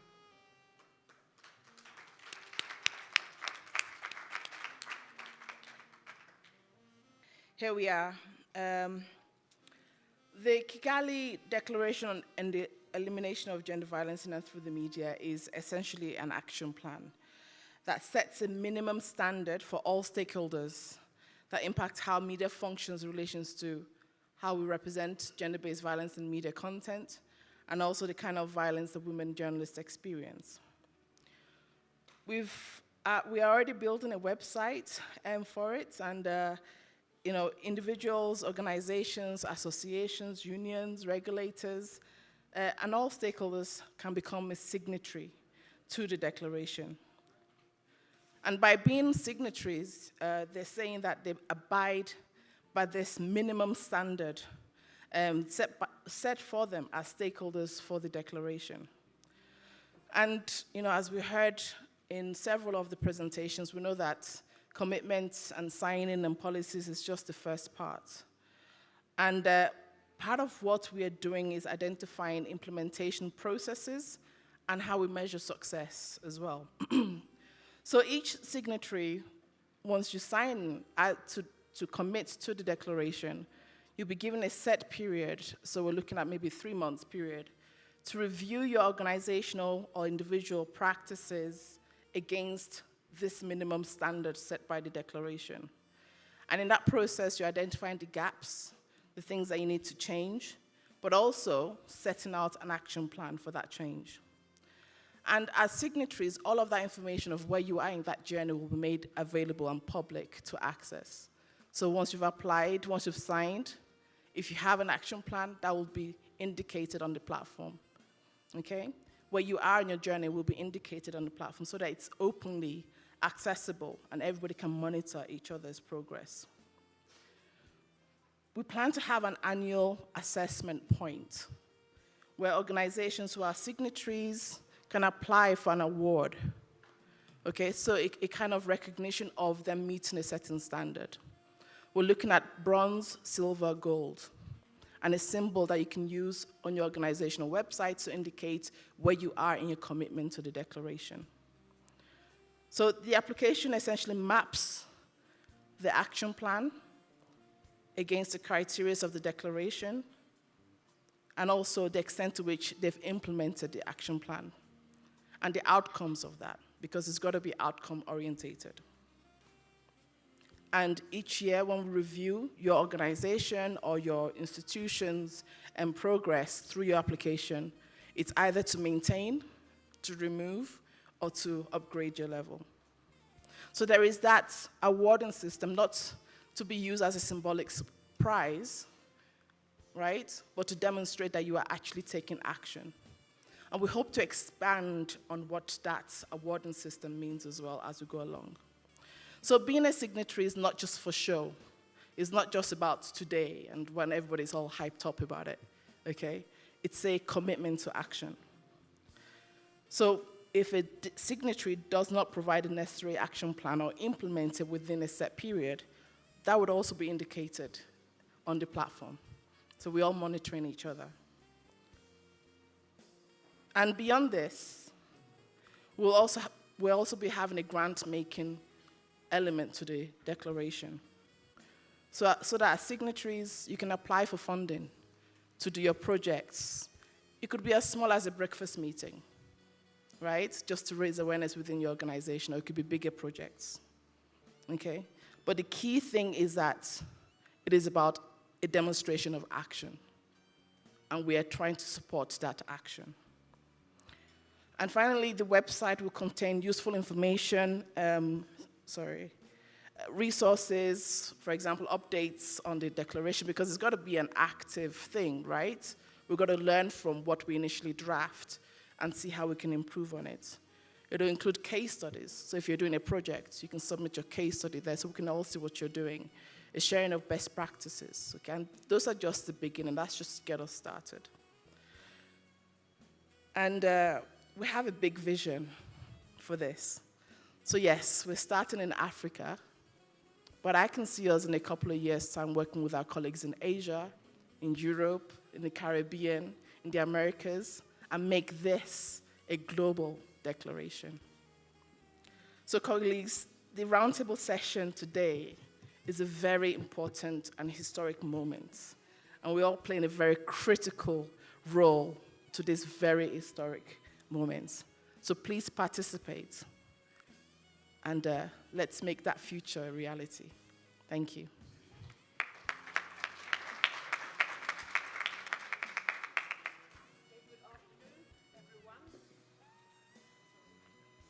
Good afternoon, everyone. I hope you have energy now to work on this important declaration for the last hours of this unique conference. So to give us all some inspiration, we have invited Najma Ahmed.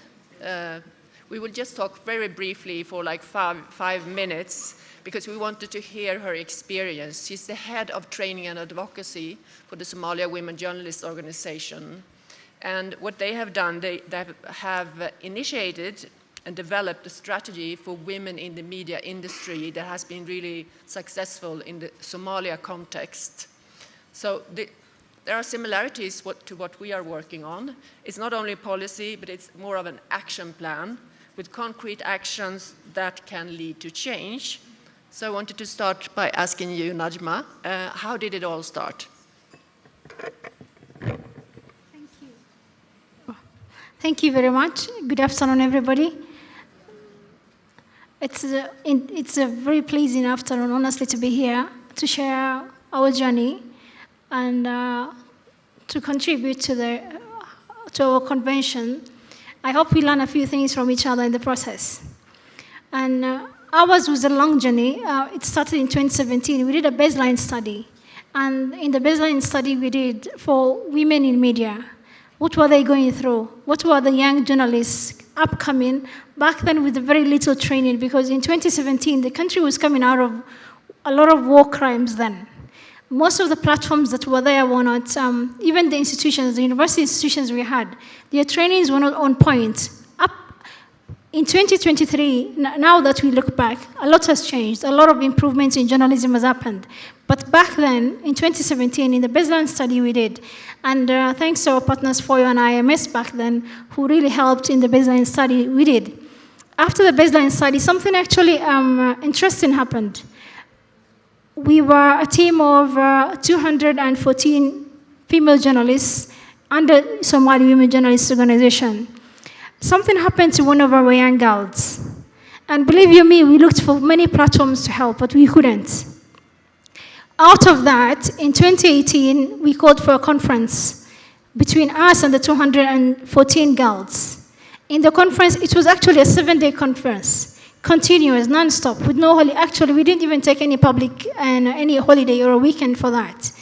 After the 7 days, in the 7 days, what we did was a think tank, all women from, not just the young girls or the journalists who are in the forum. We had women in parliament, women in power, women in, human rights activists, advocacies from different walks of life. With the baseline study and what women were going through, we looked at it and we said, what can we actually do? Since with whatever happened, we couldn't protect, we couldn't get justice for the young journalists. With all the pressing issues, lack of pay, lack of inequality, lack of access to basic human rights, we came up with a declaration, something that would actually protect, since in the Somali constitution, there's not even a single clause that talks about GBV, or any clause that talks about women in specific, in any, not just in media, but in all other, sectors of government, whether it is media, whether it's culture, whether it is education, none of it, up until now, actually. And the latest one being, there was a bill in Parliament that was taken in 2023, early this year, by the Deputy Speaker of Parliament. For the first time, a woman was put in power. And honestly, the bill did not go through for many reasons. And the biggest reason that actually parliamentarians said was, it was supposed to advocate for 30% of gender representation in Parliament. Looking at that, you can imagine what you would actually go through when you try to advocate for justice for a woman, for any woman actually, not just for even women in media. Trying to get justice seemed impossible. With the unique journey we went through, with whatever pain we went through with our young girls who had actually gone through GBV, whether it was rape, whether it was harassment, whether it was post-conflict, and atrocities that they were actually going through. The only thing that made sense was, how do we prevent it from happening if we cannot get, justice after it has happened? So the declaration came about in 2018. We started with 19 points, and the 19 points were something that were actually addressing the emergency issues that were actually harmful to the Somali women in media at the particular point. The biggest one being, we had, in the members, in the 212 members we had, believe you me, back then, for a woman journalist to be paid $100, that meant like she was being paid $2,000 for them. And still, for them to access that was impossible. And a media organization could hire a young girl for 4 years and not even pay one single dollar. We have so little time, unfortunately. So now you've heard the background, the declaration. Yes. So I just wanted to ask you, we have like 1.5 minutes left. What are the results of the gender declaration in Somalia? What results have you seen? What is the impact? Thank you, Agneta. With the little time we have 114 media houses in Somalia at the moment. And until 2 weeks ago, 50 media houses have actually signed our declaration and put it in use. Not just put it in use, actually, it has really protected.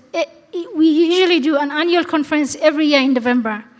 We sit down together as an organization, as journalists, and we say, is our, declaration helping? And honestly, it has helped.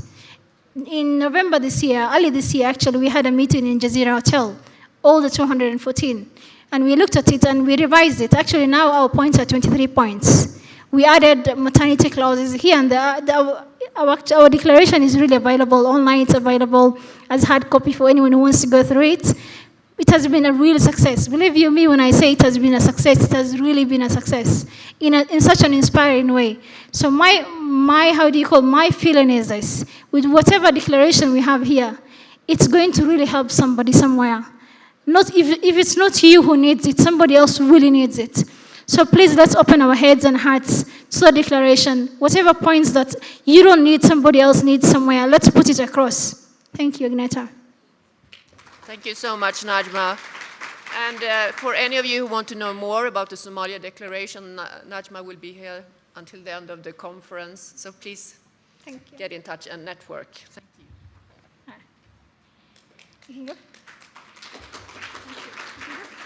Thank you, Najma. Thank you, Agneta. Clearly, a declaration is a journey. I want to borrow a leaf here from Dr. Emisi and ask us to imagine. All of us, close your eyes. Be still, close your eyes. Take a deep breath.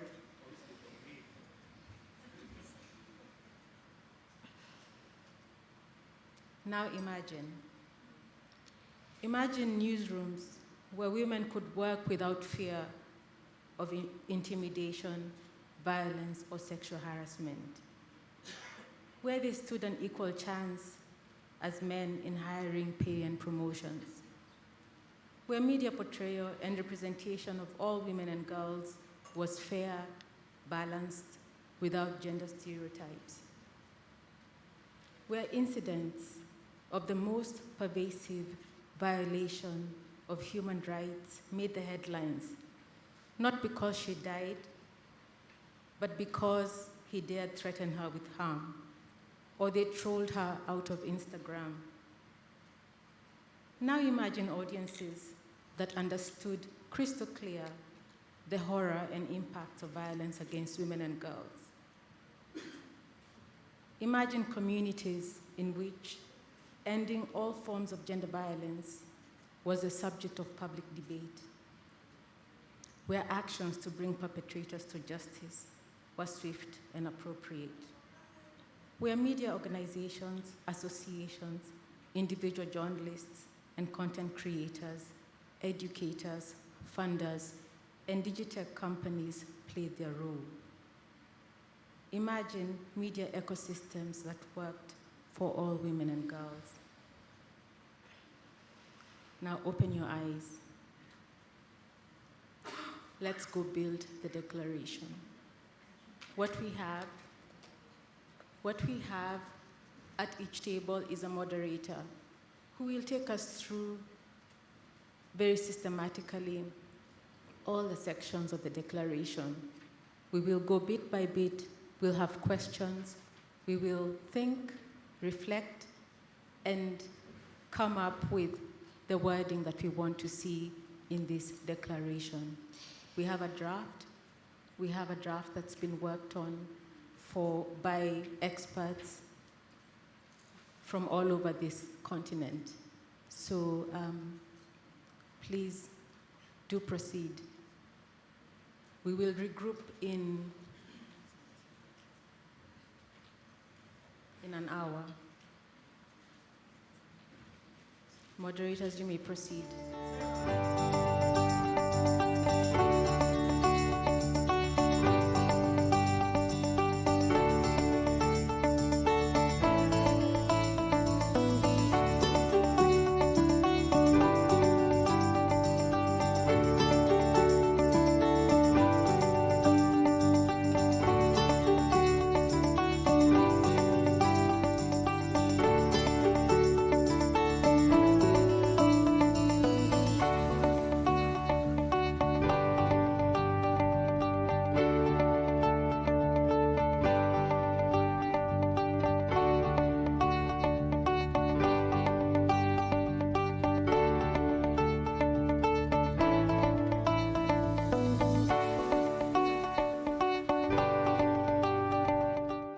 Over there to integrate all the comments as much as we could,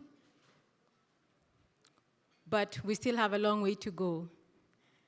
So what I'm going to do is to read out what is basically agreed as key principles, and then we'll see whether we agree to adopting them and to moving forward this declaration.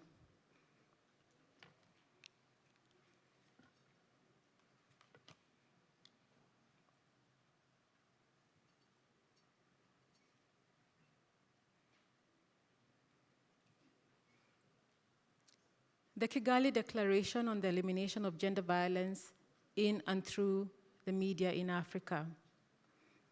We, members, allies, partners of African women in media, recognize that African media have the power to shape narratives and inform public knowledge. Therefore, Africa as a continent has the capacity to tell its own stories and to promote the notion of a violence-free continent.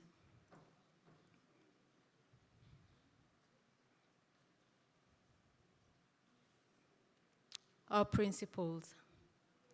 1, to follow gender ethical journalism principles. Media should commit to high-quality journalism on gender-based violence and on issues that drive gender violence. Principle number 2, fair, balanced, and unbiased reporting. Media portrayal and representation of survivors and victims of gender-based violence should be fair, balanced, unbiased, and free of gender stereotypes. Principle number 3, non-discriminatory coverage.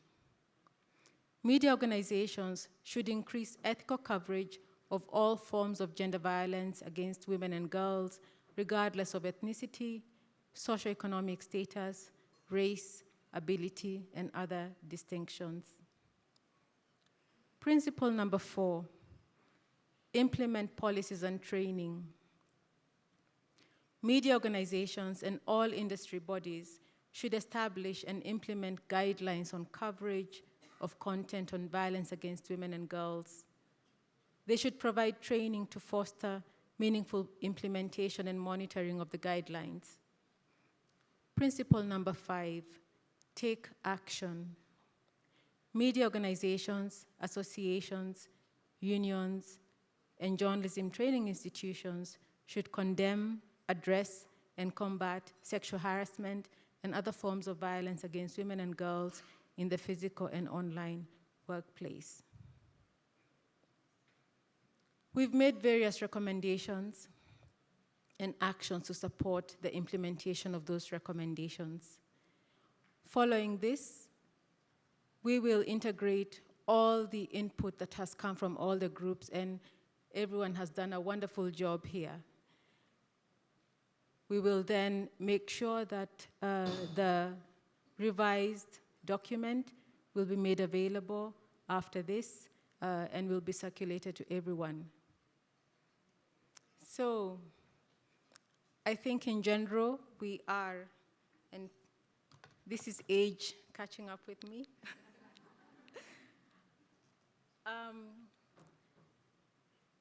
In principle, I think we agree with, we did not see any dissent. We saw some changes in wording.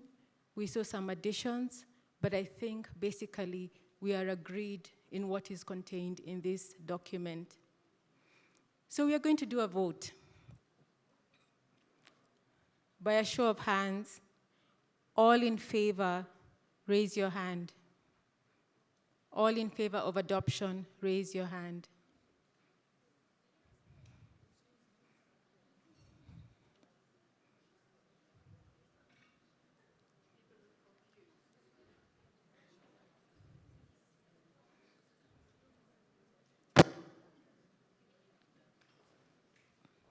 Lower your hands. All those dissenting, raise your hand. There are no dissenters. Congratulations. Congratulations. So I think this is a historic moment. This is something that has not been done before. And this is a landmark, it's a milestone for where we move forward and how we work together collaboratively as media workers, media organizations, as journalists, as civil society from where I stand, as educators, and even with support of government. Thank you. So from, one more hand. So we will have a chance to sign.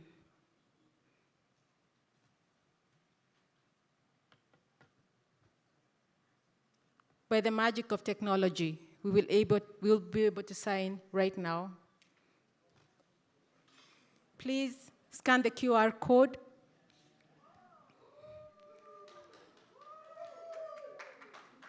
And if you're unable to scan, the URL is https://bit.ly/declaration23. This takes us to a web page where the declaration and all the commitments and all the actions and everything we have discussed will be hosted.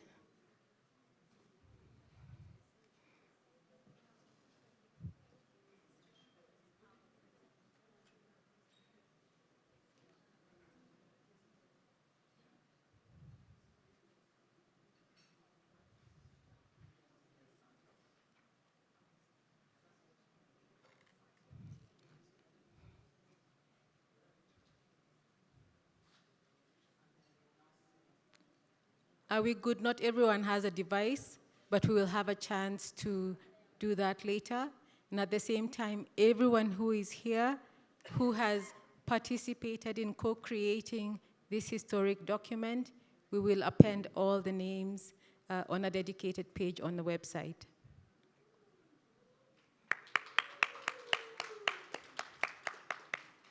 And with this, oh, can we see?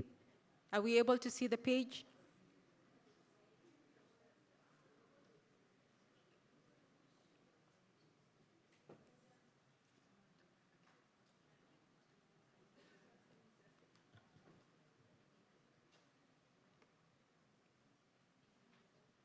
Irene, are we able to see the page?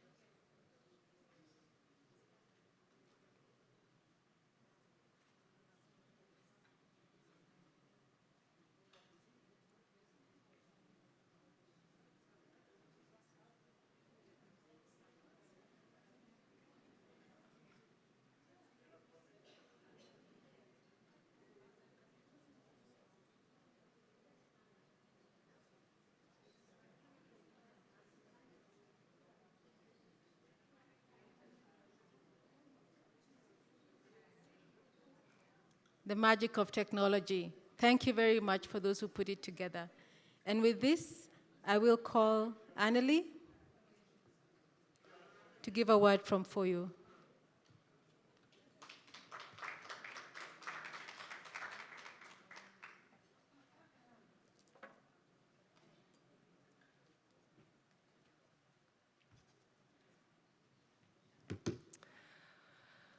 Wow.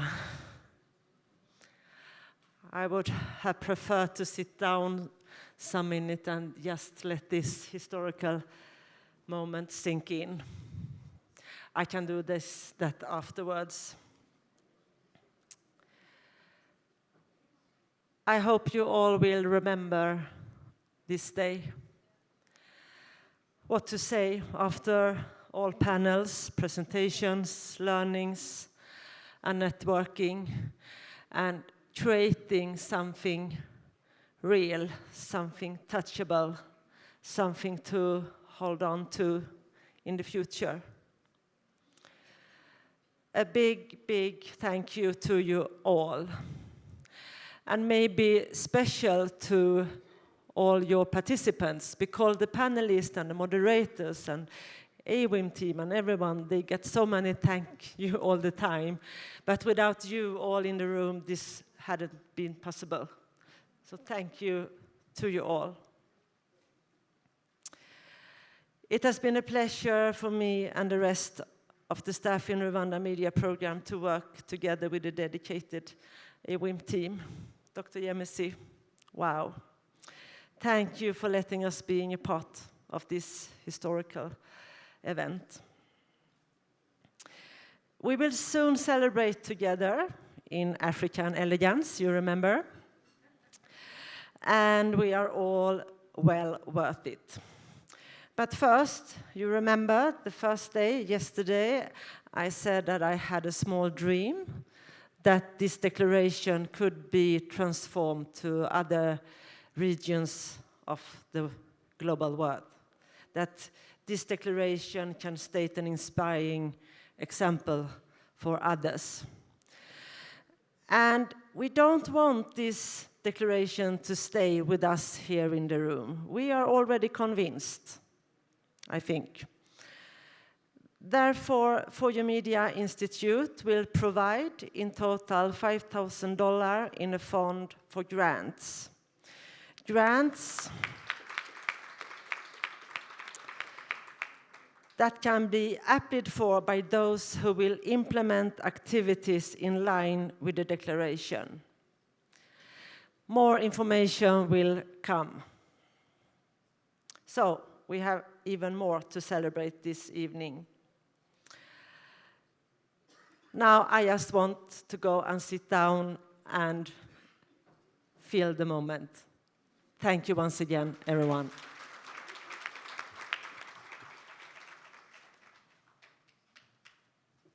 And I will call Dr. Yemisi. Come up front.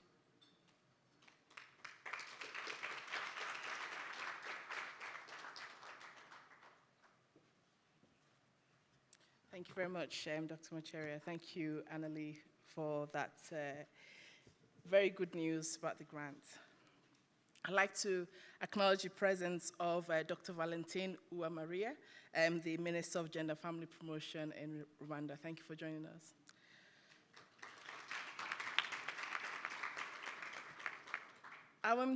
This conference, AWIM23, has been 12 months in the making. And what an honor it has been to see all of you be so actively participating and committed to the theme. I've been overwhelmed by the presentations. I've been overwhelmed by the well wishes, and all of you approaching me, telling me how impactful this event has been. So it makes it so worthwhile. So thank you so much. And I think it's worthwhile us standing up and giving ourselves a huge round of applause just to congratulate every single person in this room.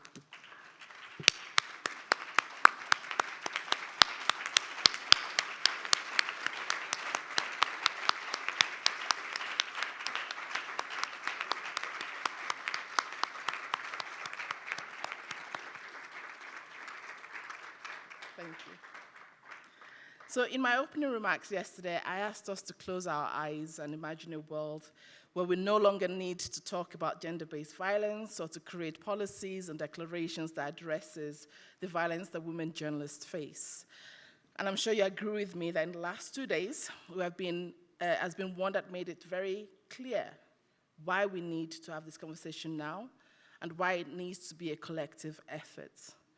We have learned the many faces of gender violence in and through media, that this violence can be physical and non-physical, that the perpetrators can be wide-ranging, and even in some cases that it's women and women violence. And I said yesterday that we also need to clean up our own house. And that house is not just our media houses, but us at individual levels too. The declaration for which the principles we just adopted is a symbolic turning point where gender violence in and through media is concerned. We just made history. And I hope that by taking this collective step, it means that as we all return to our normal day-to-day work and life, that we all consider ourselves champion of this Kigali Declaration. So I'm going to ask a little small ask, really small action from everybody that I hope you'll commit within the next week or so, a couple of weeks, that as you return to your organizations, you'll organize meetings, breakfast meetings, whatever it is, a gathering with your colleagues, your decision makers in your organization to tell them about this declaration, to tell them about all the things you learned at this conference, and to try your very best to convince the decision makers to sign the declaration. So I hope that's a very simple action that we could all take to make this a collective effort.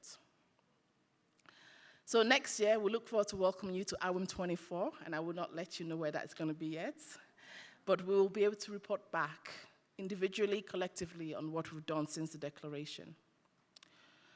Yesterday, in my opening speech, I thanked our partners for your Media Institute, the Mount Kigali University, Rwanda Broadcasting Agency, MacArthur Foundation, the Wole Soyinka Center for Investigative Journalism, Luminates, Women in News, With Journalism, Africa-China Reporting, Rwanda, UN Women, and UNESCO.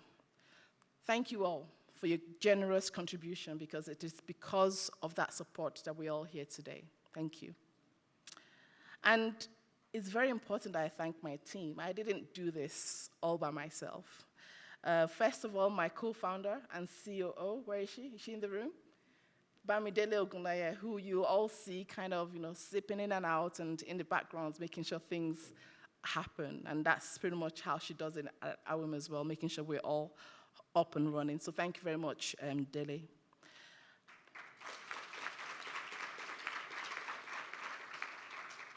And Joy and Irene, are you in the room? I can see Joy there if you want to stand up.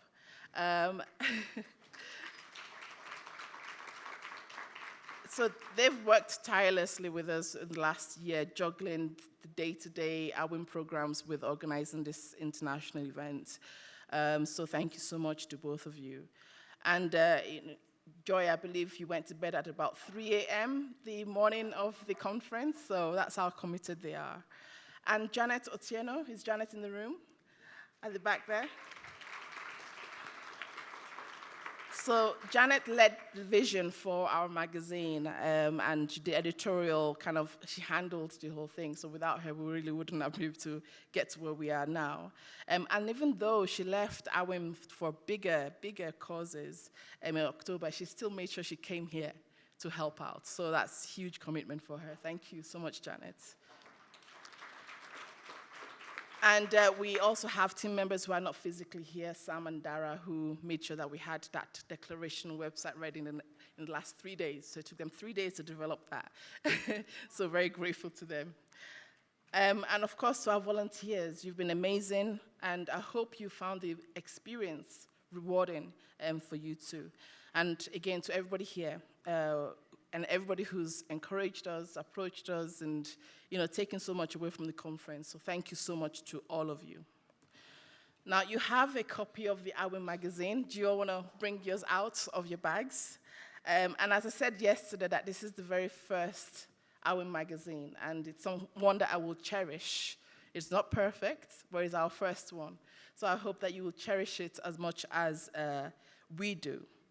And I'm also pleased to share that we have a new website, which they're bringing up now. And via the website, you can also access the declaration, okay? So now on the magazine, I want to draw your attention to page 29.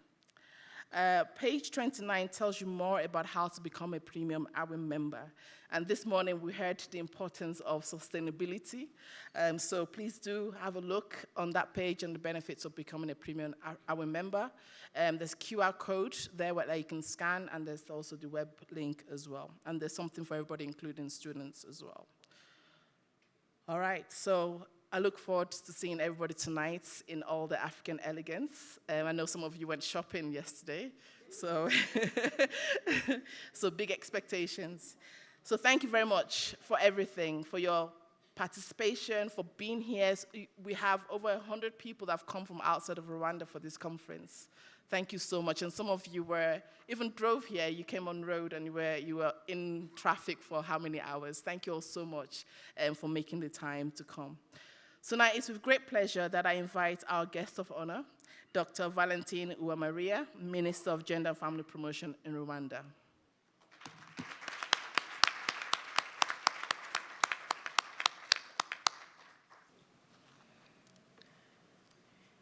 Dear co-founder and CEO of African Women in Media, Senior Program Officer at MacArthur Foundation, dear Program Manager at Fojo Media Institute, esteemed participants, distinguished guests, and ladies and gentlemen, good evening.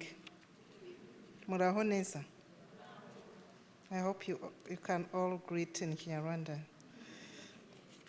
It is my honor to join you today as we bring the curtains down on the profoundly enlightening sessions of the 7th African Women in Media Conference, themed Media and Gender Violence. I would have loved to join you for all the sessions, but unfortunately, there were matters of equal importance requiring my attention, and I apologize for that, for not being with you all those days, these 2 days. I was informed that throughout your deliberations, you delved into the intricate layers of gender-based violence, recognizing its pervasive nature across psychological, sexual, and economic realms.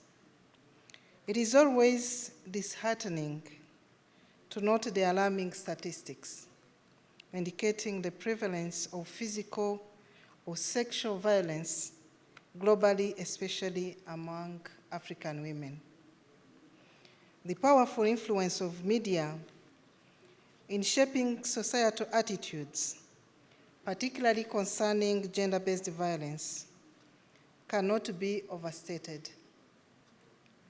Worldwide, we are still commemorating the 16 days of activism against gender-based violence, and a large part of our campaign relies on the image, orange color, which I see here, which is a symbol of a brighter future, free from violence against women and girls.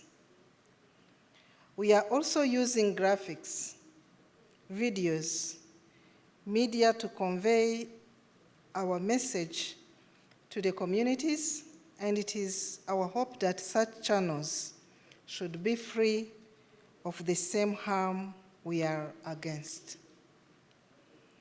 Rwanda stands firm in its unwavering support for initiatives challenging harmful stereotypes, advocating for gender equality, and fostering secure spaces for women in media industry.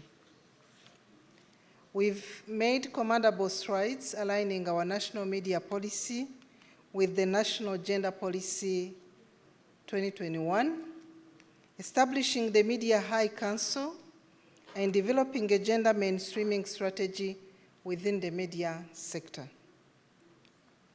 Furthermore, initiatives like the Rwandese Association of Women in Media, spearheaded by Rwandan female journalists, signify our commitment to empowering women within the profession and fostering educational exchanges. Fojo Institute and Pax Press are also doing considerable work in the same work.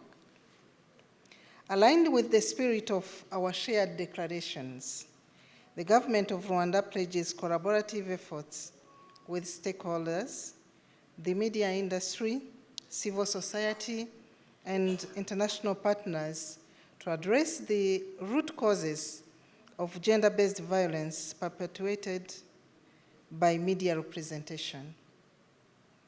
Our goal is to create an inclusive media landscape that mirrors our society's diversity and empowers women to take leadership roles. However, this commitment doesn't conclude here.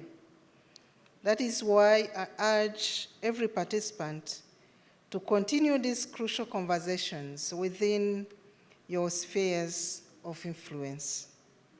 Let us unite in amplifying the voices of women in media to contribute to a more equitable and just society.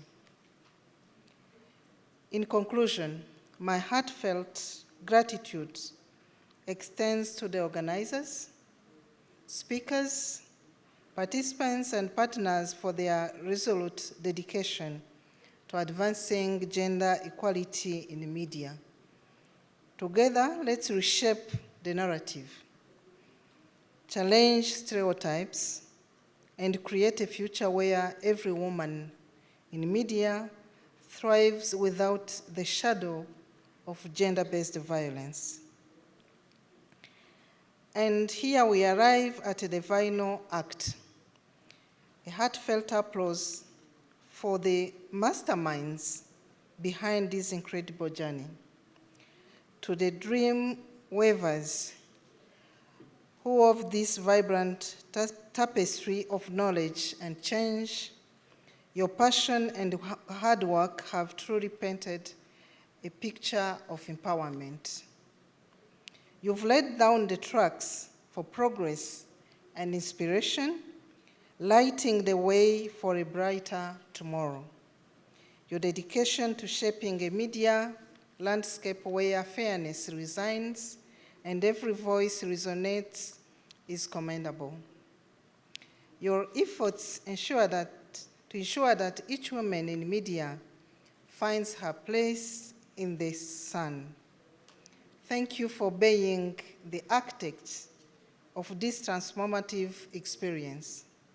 Thank you, and may our collective endeavors pave the way for a more inclusive and empowering media landscape.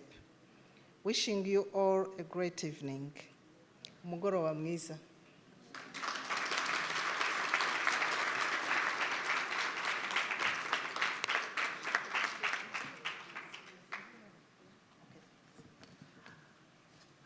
All right, so we want to take a picture of everybody at the conference.